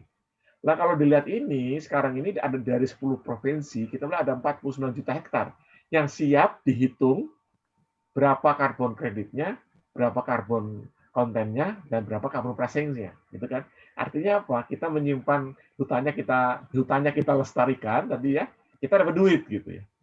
Untuk mendapatkan duit itu kita harus invest, tapi tadi hitungannya nih, investnya $7 miliar, tapi dapat pemasukan $33 miliar. Return-nya adalah $26 miliar. Nah, itu dibagi nantinya, mana yang untuk pemerintah NDC ya, nationally contribution-nya NDC kita ya, national determined contribution-nya berapa, sisanya sebetulnya boleh diperjualbelikan. Saya kira ini angka-angka yang saya kira bisa diangkat bahwasanya iya, dengan melestarikan hutan kita dapat uang gitu. Ini sesuatu yang baru yang nanti ini karbonnya dibeli oleh Boeing atau perusahaan buyers gitu yang mereka membeli karbon ini sehingga uangnya masuk ke sebagai devisa kita. Oleh karena itu sekarang ini Bapak Ibu sekalian sedang digarap program untuk karbon pricing ini atau nilai ekonomi karbon ini ya gitu. Makin kita melakukan tadi perlindungan keanekaragaman hayati, makin kita dapat makin banyak insentif, makin harga karbon price-nya mahal gitu kan. Makin kita mengkonservasi gambut, maka gambut yang disimpan karbon yang disimpan di gambut itu kita simpan, maka kita bisa mendapatkan insentif yang lebih besar lagi. Makin kita mengadakan pengayaan atau penanaman atau memperpanjang tanaman, jangan dipanen dulu, maka pohon-pohonnya itu menyerap karbonnya ini kita dapat lagi insentif. Menerapkan sistem penanaman yang benar, mengurangi limbah, karena limbahnya itu kan reduce impact logging-nya itu kita kurangi, ikuti sertifikat, sawitnya dirapikan, yang liar-liar dibuat tidak liar, jadi tanaman sawit yang liar menjadi tidak liar, dan memanjang siklus tebang. Ini semua akhirnya membuat hutannya lestari, kitanya mendapatkan carbon pricing. Ini suatu yang tadi kalau mau merujuk ke Al-Quran sama hadis tadi, kayaknya ke sini arahnya. Itu yang sudah disampaikan 1400 tahun yang lampau ya, 14 abad yang lalu. Ini sekarang dunia arahnya ke sana. Dan Indonesia juga beberapa sudah mulai ini misalnya di daerah Riau ini sudah siap 693 juta ton karbon, tapi belum diverifikasi. Nanti silahkan. Kalau 600 juta ini harganya berapa, 1 tonnya berapa, masuklah ke devisa kita. Atau juga ini di Giamsiak, ini juga di Riau gitu, ada 1,8 miliar ton karbon, silahkan diverifikasi, nanti dihitung berapa karbonnya, siapa yang mau beli. Pertama kita NDC kita atau tanggung jawab Indonesia dulu diserap, sisanya diperjualbelikan di perdagangan karbon internasional. Nah, yang terakhir Bapak sekalian tadi saya sampaikan, betapa kita sekarang harus merubah pemikiran kita, tidak hanya tadi yang kayu itu, dan setelah kita berhasil mengkonservasi setelah ini, saya ingin sampaikan satu aja lah. Kita ini tidak boleh, tadi disampaikan oleh Pak, kita itu tadi beliau menyampaikan yang fosil habis, sudah pasti. Yang fosil sudah pasti habis, minyak bumi, gas alam, batu bara ini habis. Yang enggak itu adalah energi baru dan terbarukan ini. Tahun 2005 kita harus 23% energi baru terbarukan. Tahun 2016 dan 2018, sekarang katanya baru 11%. Taruhlah sekarang 11%, masih kurang 4 tahun lagi, kita harus ngejar 12% lagi. Luar biasa enggak? Lah 23% ini salah satu sumbangannya dari energi biomasa. Barulah kita sekarang terjun, saya kira APHI baru 7-6 bulan yang lalu lah. Selama ini, kalau kita bicara energi biomasa tadi dari sampah gitu, tapi kalau sampah dapat listriknya berapa megawatt ya? Nggak mungkin gitu. Kalau Anda mau membuat energi biomasa itu ya harus dari nanam hutan energi, hutannya kita tanam, betul kan? Dipilihlah seperti Lamtoro, Gamal, Kaliandra gitu. Kita jadikan chips, kita akan jadi pellet, kita jadikan listrik gitu kan. Kalau kita ngambil dari sampah, ngambil itu ya nggak sustain tadi, sustainnya. Nah, karena itu dihitung, boleh berapa itu nilai kalorinya. Ternyata Gamal 4.500, Kaliandra 4.600, sisanya Saengon segala macam ini sekian. Lah yang lain ini akasia, sengon tuh waktunya lebih lama. Tapi kalau gampal 2 tahun sudah panen. Terubusan kan, panen, terus tumbuh lagi, panen lagi, tumbuh lagi. Kaliandra juga 2 tahun sudah bisa panen. Jadi kenapa kita nggak laksanakan ini? Baru sekarang. Kita baru terjun di bidang seperti ini. Baru sekarang kita semua sepakat rasanya kita bisa mencapai 23% itu secara lebih cepat dengan yang namanya co-firing. 5% itu adalah dari biomasa, yang 95% masih batu bara. Pelan-pelan naik persentasenya. Karena apa? Karena ini biomasa itu ditanam, dipiara, ditebang, ditanam lagi, dipiara, ditebang lagi. Tidak ada yang tidak ada yang hilang, lahannya ada ini. Ini yang sekarang kita dorong dan alhamdulillah hanya dalam 6 bulan sekarang orang mulai terbuka matanya. Dan kita lihat nanti kalau kita punya tadi dari Kaliandra, kalau kita jadikan wood chips langsung jadi pembangkit listrik. Kalau jadi wood pellet harganya lebih mahal lagi, ya kita ekspor gitu kan tadi 50 juta dolar setahun lah ekspor kita. Dan ini semua di dunia sekarang sudah mengarah seperti ini. Dunia perlahan mengurangi batu bara, sekarang semuanya mengarah ke wood chip and wood pellet. Lah gudangnya itu kan di Indonesia. Kitalah tempatnya, karena kenapa? Kayu apa saja bisa dipakai untuk wood chips, kayu apa saja bisa dipakai untuk wood pellet. Sehingga PLN langsung saja kami perlu 12 juta ton pada tahun 2024. Langsung mereka bilang seperti itu. Pertanyaannya nyarinya dari mana? Kan harus nanam dulu. Ya kan? Akhirnya mereka bikin Perhutani, PTPN 3, perkebunan ya. Kan MOU, ayo sama-sama kita bikin, ayo kita laksanakan. Akhirnya 52 PLTU tenaga uap itu 2024 ditarget itu harus semuanya minimal 5% energi biomasa dari tadi melalui pola co-firing atau dibakar bersama-sama. Pelan-pelan nanti batu baranya berkurang, tanamannya dari hutan tanaman itu wood chipsnya atau wood pelletnya nambah terus gitu. Apa yang terjadi? Ini semua maka akan membuka lapangan kerja, semuanya local content, tanahnya tanah Indonesia terus, listriknya listrik kita terus gitu. Bukan listrik impor pakai dieselnya pakai solarnya impor, bukan, dari kita sendiri. Inilah yang saya ingin sampaikan Bapak Ibu sekalian, polanya sudah berubah ke sana gitu. Ini perhutani bilang kita harus bergerak. Ini di Jawa ini ada 72.000 hektar kita garap jadi wood chips. Dari wood chips lah inilah kemudian dimasukkan pembangkit listrik. Kalau mau punya uang, mau harganya lebih tinggi jadi wood pellets. Wood pelletnya ini kan diekspor. Inilah yang terjadi sekarang Bapak Ibu sekalian. Jadi kita ini hutan itu sudah bukan seperti kayu kita bayangkan seperti itu. Selalu kita belikan nilai tambah, apakah jadi furniture, apakah jadi plywood, apakah jadi biomass energy, apakah jadi namanya multi usaha, agroforestry, apakah pakai untuk tourism gitu ya, pariwisata. Inilah semua yang kita garap ke depan bersama-sama. Bayangkan, sekarang saja ada 52 lokasi untuk co-firing, atau campuran batu bara dan biomass, itu 18.000 megawatt membutuhkan biomasa 4,1 juta ton per tahun. Berarti sekarang semua orang nanam, 2 tahun lagi semua orang panen, langsung supply ke PLN ini. Lapangan kerja kepada masyarakat kita. Jadi inilah yang saya sampaikan, saya tadi sampai untuk menutup pembicaraan kami, Bapak sekalian. Terima kasih undangan MUI. Tadi saya mensitir beberapa yang ada di Al-Quran dan Al-Hadis ya. Kemudian saya lihat bagaimana entrepreneurship di dunia Islam itu, dan ternyata bicara sustainability, green energy, green economy, green development, kemudian keberlanjutan, itu sudah masuk dalam program baik nasional maupun internasional.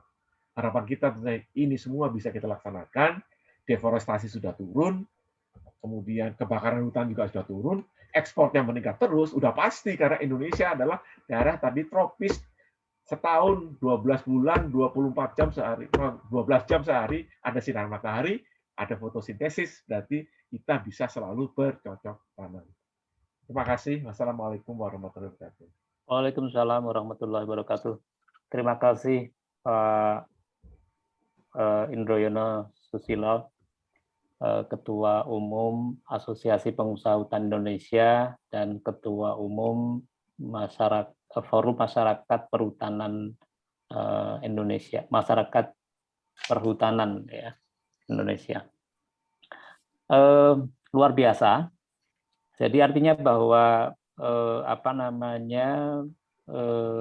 yang mungkin sangat inspiratif adalah bahwa untuk mendapatkan uang dari hutan, ya, dengan tadi konfigurasi bisnis di kehutanan itu tidak melulu dari kayu gitu, bisa dari karbon, bisa dari air, bisa dari mungkin juga satwanya, sejauh memang ini memenuhi asas-asas sustainability, keberlanjutan gitu.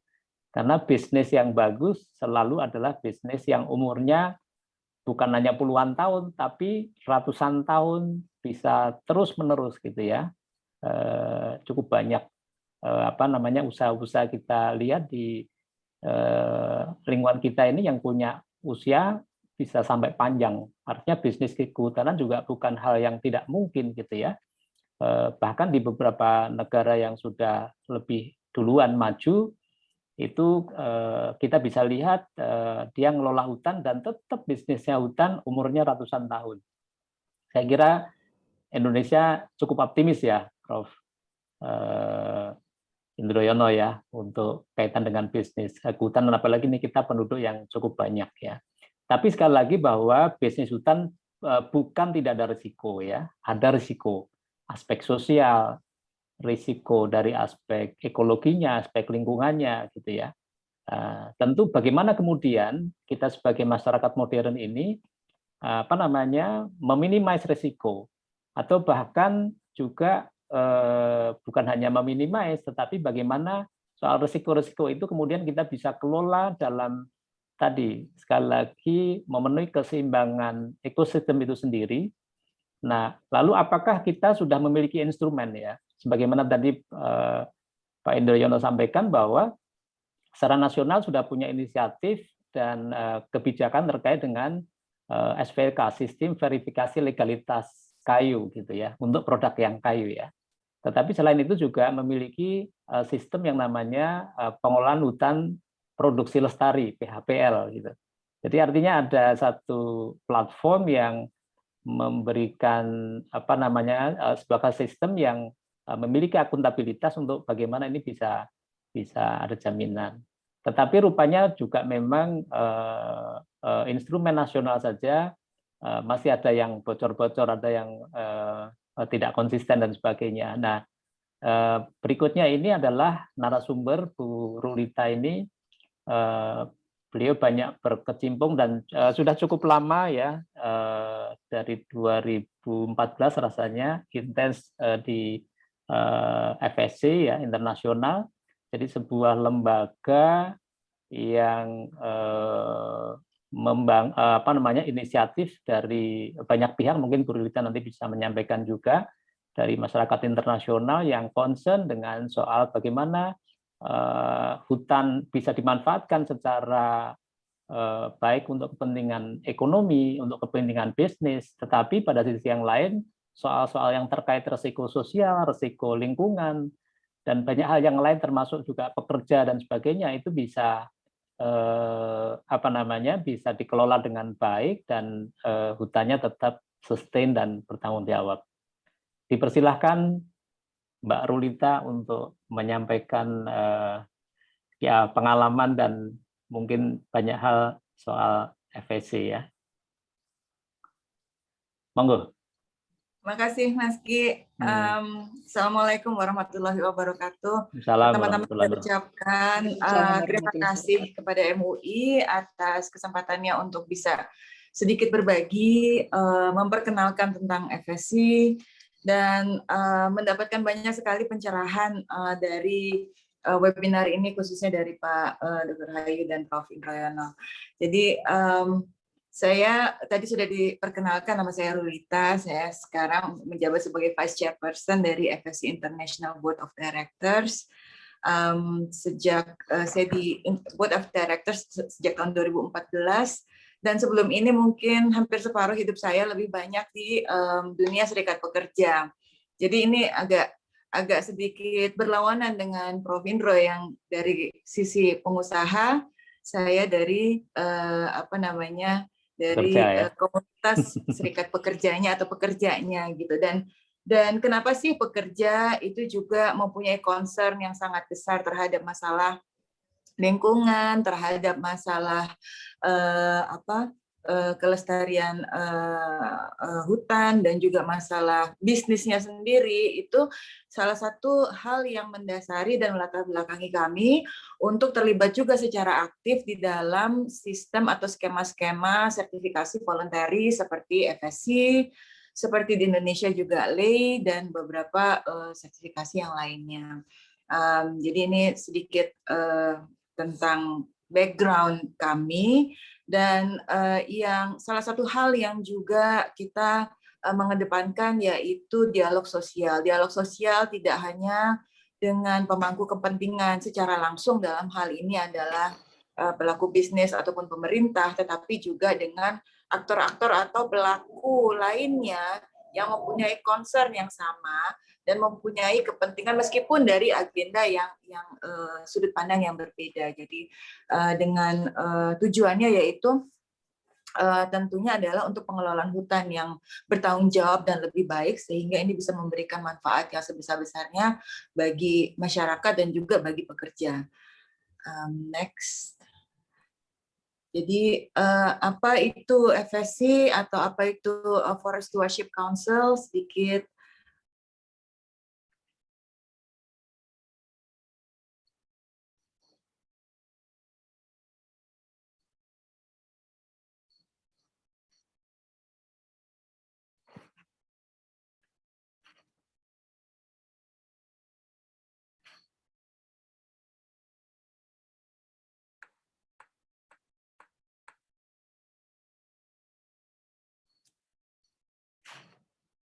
Ke-mute ya. Suaranya Kak Lolita, ke-mute. oh sorry. Ya, saya ulang sedikit aja. Jadi FSC didirikan tahun 93 oleh para penggiat lingkungan, kelompok sosial, dan perwakilan dunia usaha untuk mempromosikan pengelolaan hutan yang lebih bertanggung jawab dengan mengantisipasi bahwa hutan dunia ini bisa memenuhi hak dan kebutuhan akan kebutuhan sosial, ekologi, dan juga ekonomi, tidak hanya bagi generasi sekarang, tetapi juga bagi generasi yang akan datang. Next. Dan sedikit foto bahwa FSC ini berbasis keanggotaan atau multi stakeholders. Jadi semua standar kami, kemudian keputusan-keputusan tertinggi itu diambil di dalam General Assembly atau di dalam majelis anggota yang diselenggarakan setiap 3 tahun sekali, dan ini adalah salah satu dokumentasi bagaimana deliberasi keputusan-keputusan ini itu diambil. Yang dilakukan oleh FSC adalah menyusun standar pengelolaan hutan yang bertanggung jawab, kemudian membuat sistem akreditasi atau sertifikasi untuk memantau ketaatan terhadap standar FSC, sistem pelabelan produk sebagai penghargaan bagi pengelolaan hutan yang bertanggung jawab. Jadi label di sini mungkin ada, kalau untuk beberapa produk di Indonesia itu ada sandingannya dengan label MUI, label halalnya MUI gitu ya. Saya ada contoh nih Mas Ki, bisa lihat di ini botol, maksudnya ya? bukan sponsor, tapi di dalam teh kotak ini ada label MUI di sini, kemudian di sini di bawahnya ini ada label FSC. Jadi secara nilai dan secara konsumen sebetulnya kita sudah menyasar fokus yang sama gitu. Next. Jadi standar FSC khususnya di dalam untuk pengelolaan hutan lestari itu berdasarkan prinsip dan kriteria. Prinsip kriteria ini ada 10. Ini yang menjadi syarat utama bagi suatu unit pengelolaan hutan untuk bisa mendapatkan sertifikat FSC, dan ini semuanya harus dipenuhi. Jadi yang pertama kali, dan itu adalah yang paling mutlak, itu adalah kepatuhan terhadap hukum.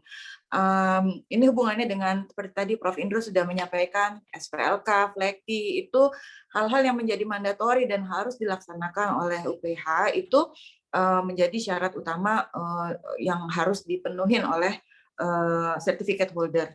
Kemudian ketentuan kerja dan hak pekerja, hak masyarakat adat, dan hubungan masyarakat.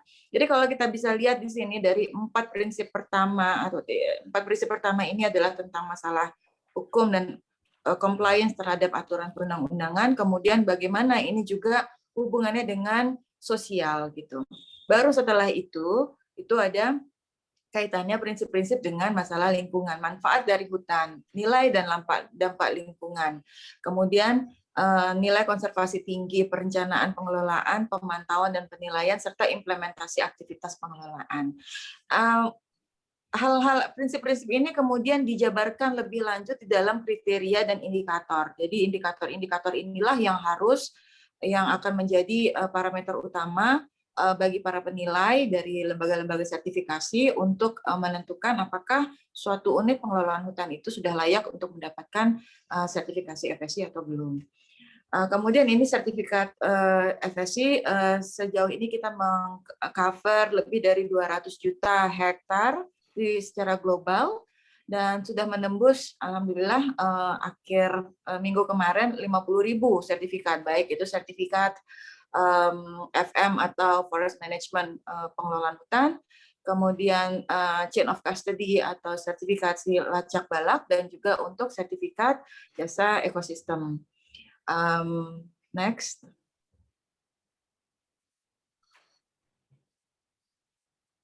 Ini sekedar data untuk melengkapi yang tadi sudah disampaikan oleh Prof. Indro. Ini adalah fokus kita untuk di FSC pada saat ini adalah bagaimana hutan tropis, yang ini juga termasuk Indonesia adalah di dalamnya. Sejauh ini area hutan tropis yang sudah tersertifikasi FSC secara global baru 11 juta. Dan memang challenge atau tantangannya banyak sekali, yang tadi mungkin kritik-kritik yang disampaikan oleh dunia global terhadap negara-negara hutan tropis seperti Indonesia, masalah deforestasi, illegal logging, kebakaran hutan, itu yang menjadi tantangan utama bagi para pelaku bisnis di kehutanan untuk mendapatkan sertifikasi FSC, tetapi ini juga merupakan pemacu bagi kita juga untuk bagaimana kita bisa mempromosikan FSC ini sehingga bisa relevan dan bisa matching dengan apa yang dihadapi situasinya atau kondisinya oleh para pelaku bisnis baik di tingkat nasional maupun regional. Next, Indonesia sendiri pada tahun ini sudah tersertifikasi sekitar 3 juta hektar hutan produksi. Jadi itu kurang lebih 10% dari total luasan hutan produksi di Indonesia yang tadi disampaikan datanya oleh Prof. Indro. Nah, ini nih tadi saya tertarik sekali saya mendengar paparan dari Pak Hayu terkait dengan nilai dan manfaat. Itu yang menjadi salah satu fokus pertimbangan dari MUI di dalam fatwa-fatwanya, khususnya dalam melindungi alam dan keanekaragaman hayati, karena nilai dan manfaat ini juga yang mendasari kami untuk menyusun program-program FSC itu secara strategis. Bagaimana pengelolaan hutan itu bisa mendemonstrasikan nilai dan manfaat yang sebesar-besarnya, baik secara sosial maupun lingkungan dan juga secara ekonomi. Next. Jadi visi kami untuk 2020 dari FSC adalah bahwa hutan yang resilient atau padanan ini sengaja saya terjemahkan dalam bahasa Indonesia, takut nanti artinya malah meleset gitu loh dari original intent-nya gitu. Jadi hutan yang mempunyai ketahanan yang kuat itu akan mendukung kehidupan di planet bumi ini. Itu visi kita 2020, dan dari visi ini itu kita jabarkan di dalam misi FSC bahwa ada suatu paradigma kehutanan yang baru yang terrealisasikan, di mana true value dari hutan itu atau nilai sesungguhnya dari hutan itu diakui dan betul-betul diinkorporasikan di dalam masyarakat secara global. Dari visi dan misi ini kita jabarkan ke dalam 3 strategi utama atau 3 strategi pilar yang itu juga akan berhubungan erat satu sama lainnya. Yang pertama tentunya ini berkaitan dengan co-creations atau co-create dan mengimplementasikan solusi-solusi untuk kehutanan. bagaimana kita menghadapi situasi seperti deforestasi, bagaimana kita menghadapi situasi pengelolaan hutan yang masih harus banyak sekali perbaikan atau restorasinya.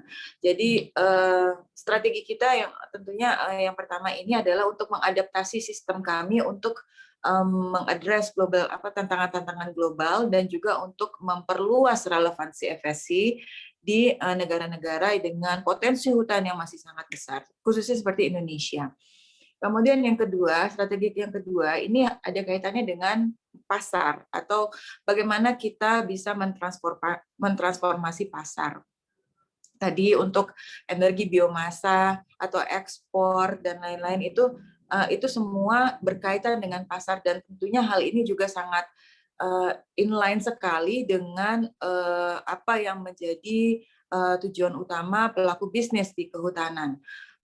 Kita supply ada, tapi kalau pasar nggak ada, ketemunya juga susah. Masing-masing juga kayak waktu 2018 kalau nggak salah, kami kebetulan buat meeting di Jepang, berkesempatan untuk berbicara dengan pemegang sertifikat FSC di Jepang dari asosiasi industri, pemerintah dan lain-lain. Ternyata di Jepang salah satu hal yang dikeluhkan adalah kurangnya bahan baku yang bersertifikasi FSC untuk memasok di sana karena mereka waktu itu masih nguber target untuk pembangunan Tokyo 2020 untuk Olimpiade Tokyo dan juga untuk pembangunan yang lainnya.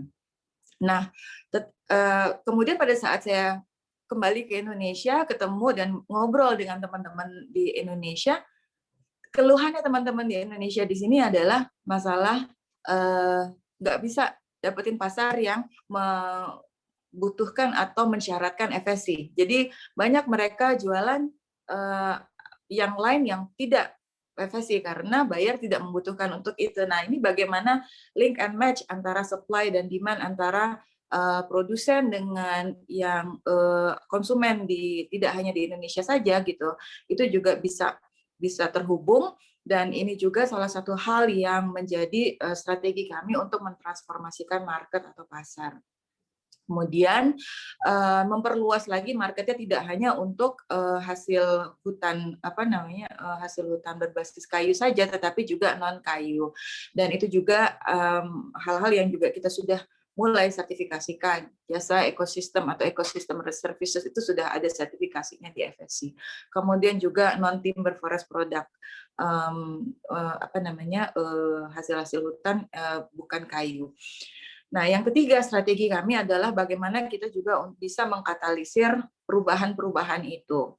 Perubahan untuk di hulunya, di hilirnya, di pasar, dan bagaimana melibatkan aktor-aktor atau pelaku-pelaku, baik industri, masyarakat, pemerintah, kemudian organisasi-organisasi non-pemerintah, dan juga lembaga-lembaga seperti MUI ini untuk bisa bekerja sama dan saling terhubung supaya kita bisa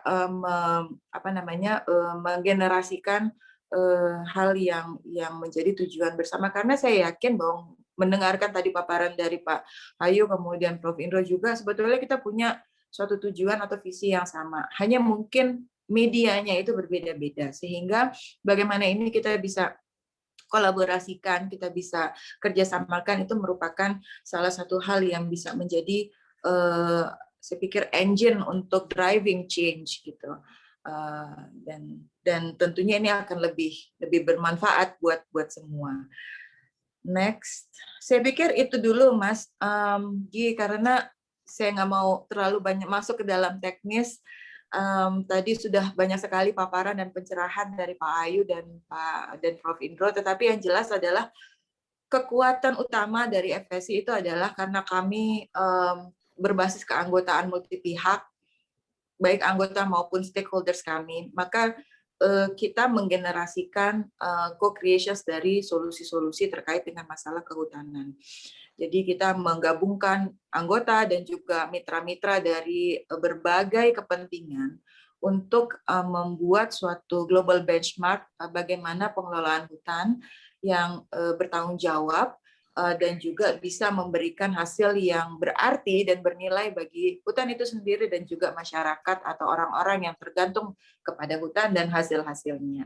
Demikian yang bisa saya sampaikan sekedar sebagai perkenalan. Ini adalah Board of Directors FSC untuk tahun ini.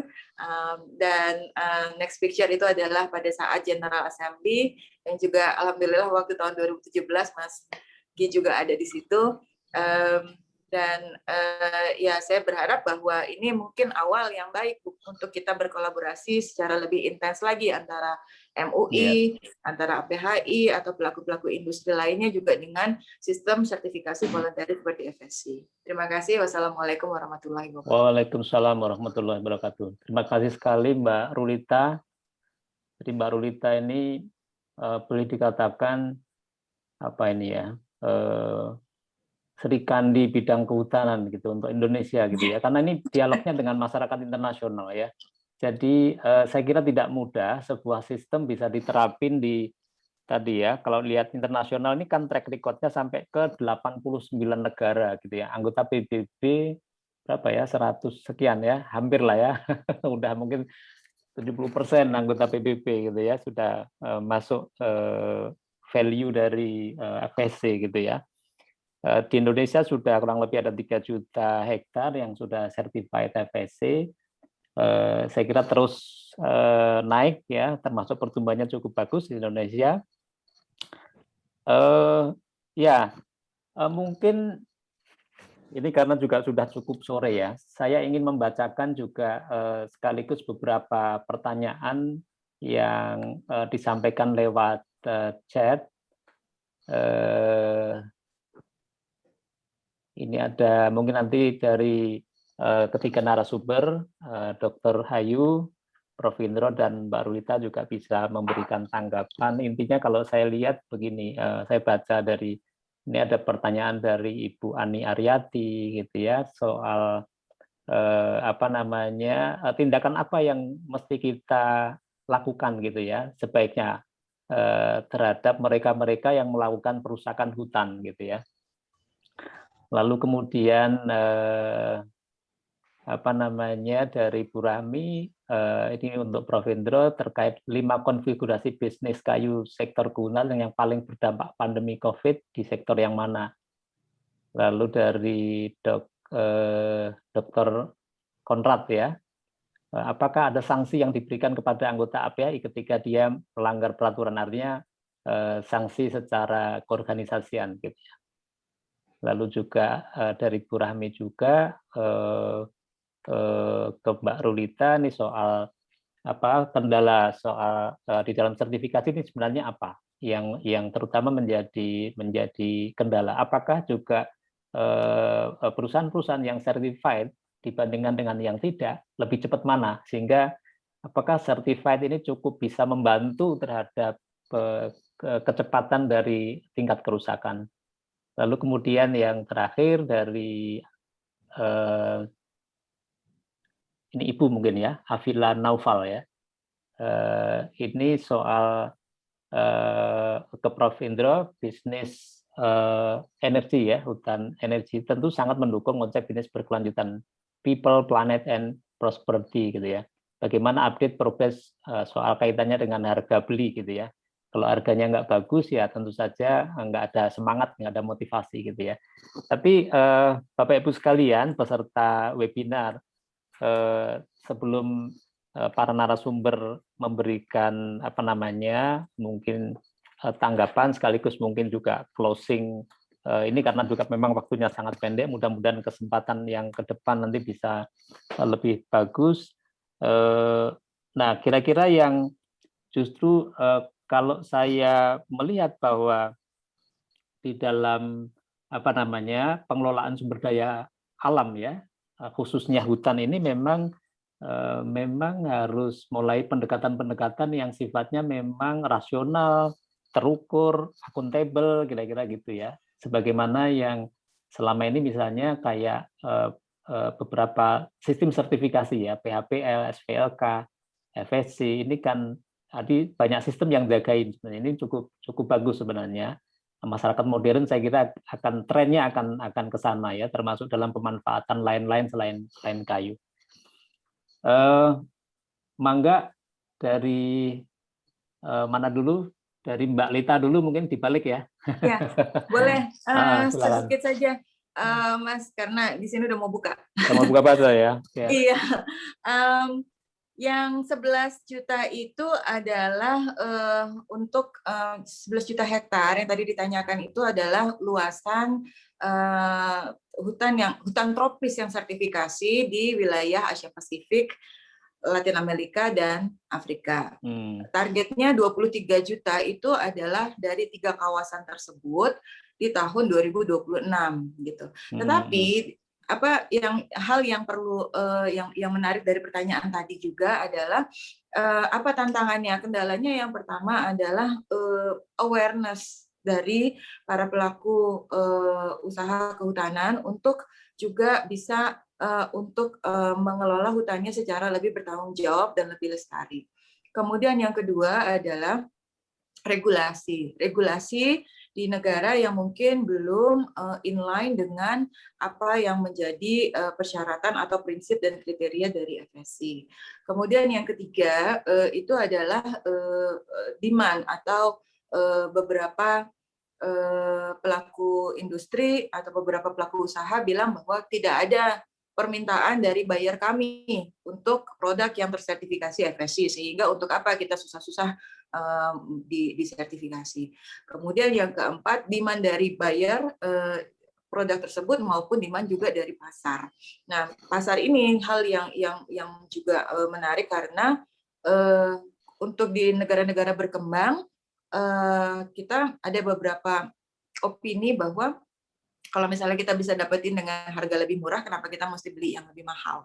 Nah, sementara produk-produk yang tersertifikasi itu biasanya karena mereka harus membayar lebih untuk proses-proses sertifikasinya sendiri dan untuk perbaikan baik infrastruktur maupun memperbaiki sistem manajemen supaya bisa memenuhi standar dari FSC, maka mereka ada resource yang lebih yang harus dikeluarkan, dan ini tentunya juga akan berpengaruh terhadap harga jual. Jadi animo masyarakat di negara-negara berkembang itu juga perlu kita edukasi juga supaya mereka awareness mereka untuk membeli produk-produk yang tersertifikasi, tidak hanya halal tetapi juga tersertifikasi FSC itu lebih baik. Jadi mereka paham bahwa kalau misalnya kita beli dengan packaging yang ada sertifikat FSC-nya, maka kita juga ikut melestarikan hutan. Kita ikut mendukung terhadap pengelolaan hutan yang lebih baik dan yang lebih bertanggung jawab. Jadi hal-hal seperti itu, meskipun mereka harus bayar lebih, tetapi biaya inilah yang juga akan dikompensasikan ke dalam hasil atau nilai yang lebih baik tadi. Itu, Mas. Terima kasih. Terima kasih, Mbak Rulita. Prof. Indro, silakan. Baik, terima kasih. Pertama, apa yang terdampak di sektor kehutanan ya dalam pandemi ini? Saya kira kalau terdampak produksi kecil ya, karena ekspornya kita hanya turun 4% dibanding tahun sebelumnya.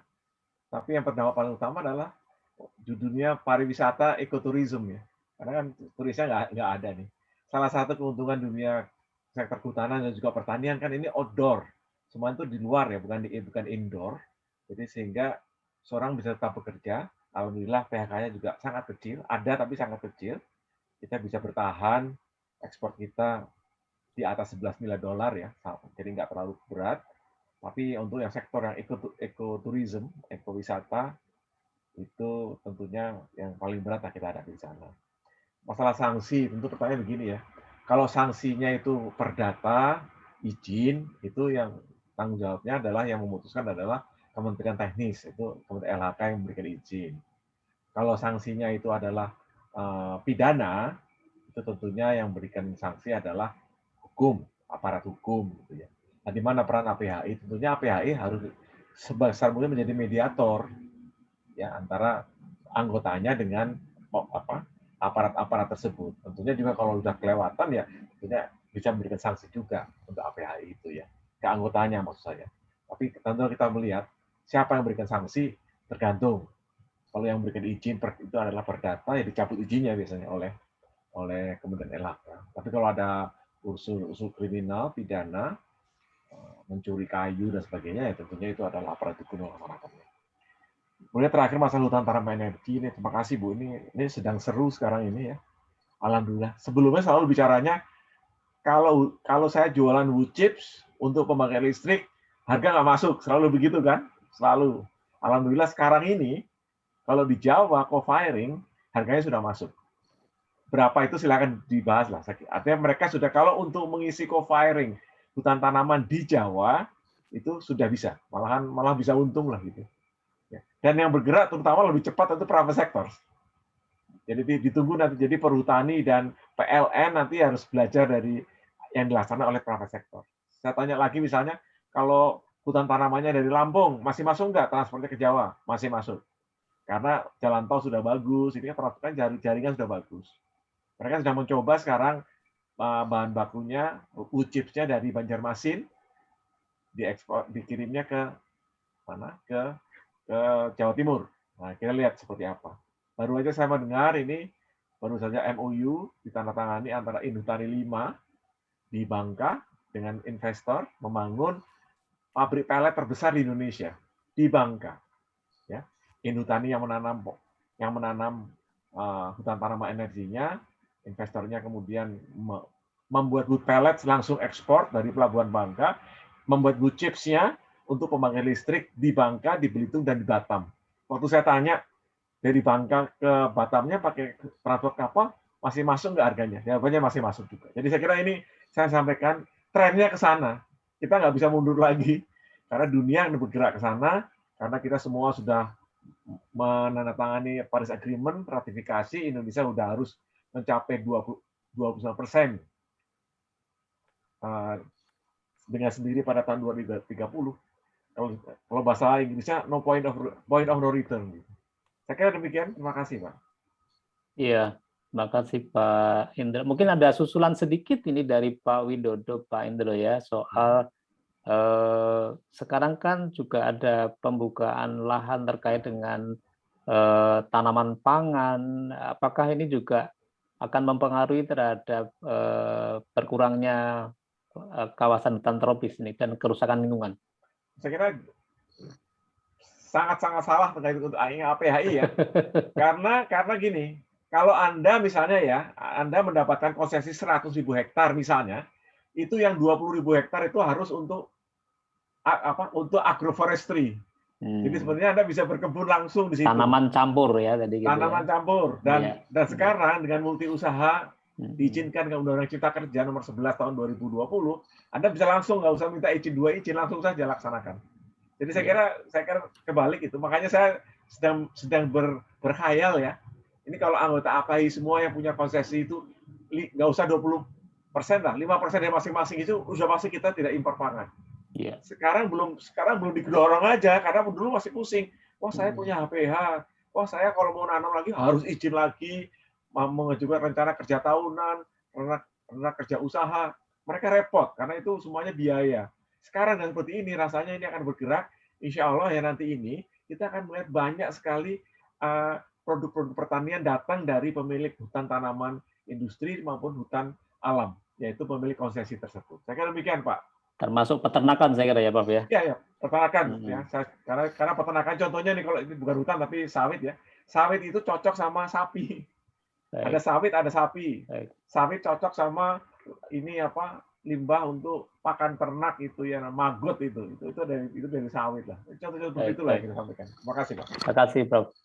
Nah, ini terakhir saya kira Pak Ayu bisa memberikan elaborasi. Jadi apakah upaya-upaya yang sudah dilakukan oleh anggota APHI, anggota MPI, FEPI, lalu juga sebagaimana inisiatif FSC yang perlu kita sampaikan, apakah ini dari sisi normatif ini sudah ada sebuah harapan untuk itu sebenarnya yang memang dikehendaki bahwa manusia sebagai khalifatullah fil ardi itu ya itu gitu, dalam konteks manusia modern itu seperti apa gitu ya? Apakah ini semua sudah mengarah ke sana atau mungkin masih banyak hal-hal yang penting juga untuk kritisi lagi? Silakan Pak Ayu. Kayaknya mute ya, Pak Ayu, speakernya. Mungkin Bu Ani ya, saya jawab dulu. Ya. Gerakan apa saja tindakan yang telah melakukan. Gitu ya. Nah, sebenarnya perusakan hutan itu sama juga pembakaran hutan dan lahan itu adalah sebenarnya ada tiga aspek, yaitu pencegahan, kemudian penangkalan, dan restorasi. Nah, yang ditanyakan ini mestinya restorasi nih ya. Nah, di restorasi ini sangat sulit gitu ya. Di penangkalan itu juga mestinya dari hukum tadi seperti Pak Indro yang bilang. Tapi kita di MUI itu lebih ke pencegahan sebetulnya. Kita ke dakwah ke pencegahan ini sebenarnya paling efektif itu kita dengan pendekatan moral keagamaan. Ibaratnya begini, ibaratnya adalah dia bisa lepas dari hukum dunia, tapi dia tidak bisa lepas dari hukum akhirat begitu. Nah, disinilah letaknya yang kita lakukan dakwah itu adalah melakukan penyadaran bahwa melindungi hutan, kemudian bagaimana melindungi satwa itu adalah bagian daripada ibadah gitu ya. Kan doa kita selalu Robbana atina fid dunya hasanah wa fil akhirati hasanah. Nah, kemudian bahwa bagaimana sih fungsi tadi seperti yang disampaikan itu, bahwa fungsi MUI itu ada dua sebenarnya, yaitu khidmatul ummah, yaitu berkhidmat pada umat, yaitu adalah, dan sodikul hukumah, itu mitra pemerintah. Jadi bahwa kita itu melayani umat, tapi kita juga mitra pemerintah. Nah, disinilah kita harus seimbang gitu, bagaimana kepentingan umat dan bagaimana kepentingan pemerintah. Nah, dalam aspek ini itu kita bisa lihat misalnya tadi memang banyak hal yang sangat maju ya dalam keberhasilan kita di ekonomi kehutanan gitu, dari disampaikan Pak Indro dan Pak Bu Rulita juga. Tapi banyak juga gitu kemiskinan itu sekarang sepertiga di daerah kehutanan begitu ya, daerah hutan. Nah, ini adalah bagaimana kita juga bisa menyimbangkan antara hal itu, bagaimana kelaparan yang terjadi gitu ya. Sekarang misalnya petani karet itu sudah sulit gitu ya. Nah, ini hal seperti inilah harus bagaimana kita bisa sama-sama ya sinergi, bagaimana kita sama-sama juga melakukan hal-hal yang sesuai dengan tujuan pemerintah, tapi juga umat juga memerlukan sesuatu. Di sini letaknya MUI perlu membalans keduanya gitu, sehingga antara tujuan dunia dan tujuan akhirat itu seimbang begitu, kira-kira begitu. Jadi kalau kita lebih suka gitu kalau dari APHI atau Brulita menyampaikan apa yang sudah dilakukan untuk masyarakat gitu. Umat. Itu lebih suka kayak kita mendengarnya gitu ya. Itu kira-kira yang bisa saya sampaikan gitu, karena kami juga mendengarkan sebagian masyarakat seperti apa. Nah, kami akan lebih mudah gitu menyampaikan bahwa hutan itu begini gitu ya. Mungkin itu yang menjadi yang dari industri hutan ini sebenarnya ke masyarakat tuh apa gitu. Itu lebih nyambung kita ngomongnya, karena kita dakwahnya kan ke masyarakat, bukan ke pengusaha gitu rata-rata. Itu kira-kira Pak Sugianto bisa saya sampaikan. Bukan kritisi, tapi ini masukan agar kami bisa lebih komunikatif gitu ya. Pak Moderator, ikut bisa nimbrung Pak Moderator. Monggo Pak Firman. Wah, ini terima kasih Pak Moderator, Pak Gianto. Forester juga. Monggo Pak Firman. Assalamualaikum warahmatullahi wabarakatuh. Waalaikumsalam warahmatullahi wabarakatuh. Terima kasih kesempatannya Pak Moderator. Perkenalan Pak Profesor. Saya Firman di MUI atau di itu sebagai wakilnya, salah satu wakilnya dari Pak Ayu, Pak. Jadi ya sementara nanti pertanyaannya ke Profesor dulu saja lah, kalau Pak Ayu nanti internal saja lah. Jadi tadi Profesor sudah menyampaikan bahwa produksi kayu di hutan itu hanya 5%. Yang 5% itu HBK, 95%. Nah, tapi baru ada tambahan, Prof, bahwa itu tidak akan terjadi yang 95% itu apabila 5% itu hilang, yang kayu itu. Itu artinya bahwa kayu ya atau ini harus lestari, tidak boleh hilang gitu. Seperti kenyataannya sekarang ini. Tadi juga disampaikan bahwa terjadi perubahan-perubahan mindset sekarang, bahwa kita tidak hanya berfokus untuk pengolahan kayu atau pemanenan kayu, tapi juga ke HBK, ke air, ke oksigen dan sebagainya. Terus kemudian juga ada fakta bahwa tadi disampaikan, saya lihat datanya Profesor, itu di HPH itu luasannya adalah 14 juta hektar. Kalau HTI hanya 11 juta hektar, Prof. Cuman unitnya itu unit usahanya lebih banyak di HTI. Maksud saya adalah bahwa saya mengusulkan ke profesor selaku ketua AMPI atau APHI atau MPI untuk usul kepada pemerintah bahwa kalau ini ya, diperlukan adalah strategi yang utama adalah logging ban, Prof, untuk hutan alam. Jadi hutan alam aja dibiarkan saja. Faktanya kalau pernah saya baca bahwa produksi dari kayu itu hutan alam kecil sekali dibandingkan hutan tanaman. Karena hutan tanaman itu ada dua skemanya, adalah HTI, kebanyakan di luar Jawa, dan hutan rakyat, umumnya di Jawa. Nah sekarang ekspor kayu itu utamanya berasal dari Jawa, itu kayu plywood dan sebagainya. Data-datanya itu saya pernah baca itu berasal dari Jawa atau hutan tanaman. Nah, untuk itu sekali lagi usul saya biar agak menggigit, ya, logging ban untuk HPH kayu, HPH hutan alam. Terus yang kedua sedikit Prof, tadi ya kalau mungkin ini untuk masukan juga bahwa yang latar belakang itu bahwa Quran hadis tadi bahwa orang Islam itu menurut Al-Quran itu atau menurut Allah itu disuruh kaya memang. Artinya apa? Kita kan wajib disuruh membayar zakat. Nah, siapa yang wajib bayar zakat? Orang yang kaya kan. Jadi memang kita wajib untuk kaya intinya. Jadi ya itu bisa dijadikan latar belakang untuk yang tadi disampaikan Profesor. Yang kedua dari Ibu Ruliati, Ibu FSC itu Rolita. Bu Rolita itu FSC itu katanya agak mahal biayanya dan agak rumit. Lah kalau orang saya misalnya sebagai pengusaha, saya akan milih yang sederhana, yang praktis saja gitu kan. Misalnya sekarang juga ada SPLK, jadi pilihan pengusaha itu ya banyak sekarang. Milih yang rumit, pusing dan sebagainya itu FSC, atau milih yang enggak ya, tapi memenuhi syarat internasional. SPLK itu sudah sesuai persyaratan internasional, utamanya di Uni Eropa dan beberapa negara. Memang tidak semua negara ketika impor kayu dari Indonesia itu minta persyaratan sertifikasi. Memang mereka juga senang yang harga murah. Kalau istilahnya Pak Sugianti yang kualitas Spanyol, taruh nyolong itulah, itu mereka pada senang. Harga murah itu masih senang. Itu aja, terima kasih. Assalamualaikum warahmatullahi wabarakatuh. Terima kasih Pak Turun, ya Pak Firman senior saya nih. Monggo Prof Indrojanto, mungkin ada waktu 2 menit. Ya, saya catat semua Pak Firman. Tadi ya, saya kira masukan yang bagus ya. Pertama tadi masalah hutan alam, saya kira gini, mereka juga sekarang sedang berubah. Mungkin Bapak juga tahu ya, mungkin Pak Hai juga sekarang bertambahan. Pak, kalau Bapak nambah pohon itu ya itu yang 30% ketinggalan di hutan itu Pak. Itu namanya limbah campuran, limbah segala macam itu. Jadi oleh karena itu memang nantinya pasti akan bergeser menjadi hutan tanaman nantinya. Lah kalau Bapak tadi tanya, oh tapi kan ekspornya semuanya dari Jawa. Ya karena kayunya semua dari luar Jawa dikirim ke Jawa, pabriknya di Jawa semua, Pak. Di Jawa semua. Oleh karena itu dibuatlah beberapa namanya kawasan ekonomi khusus itu untuk kehutanan itu dibuat di Kalimantan, di Maloy, di Kalimantan Timur ya.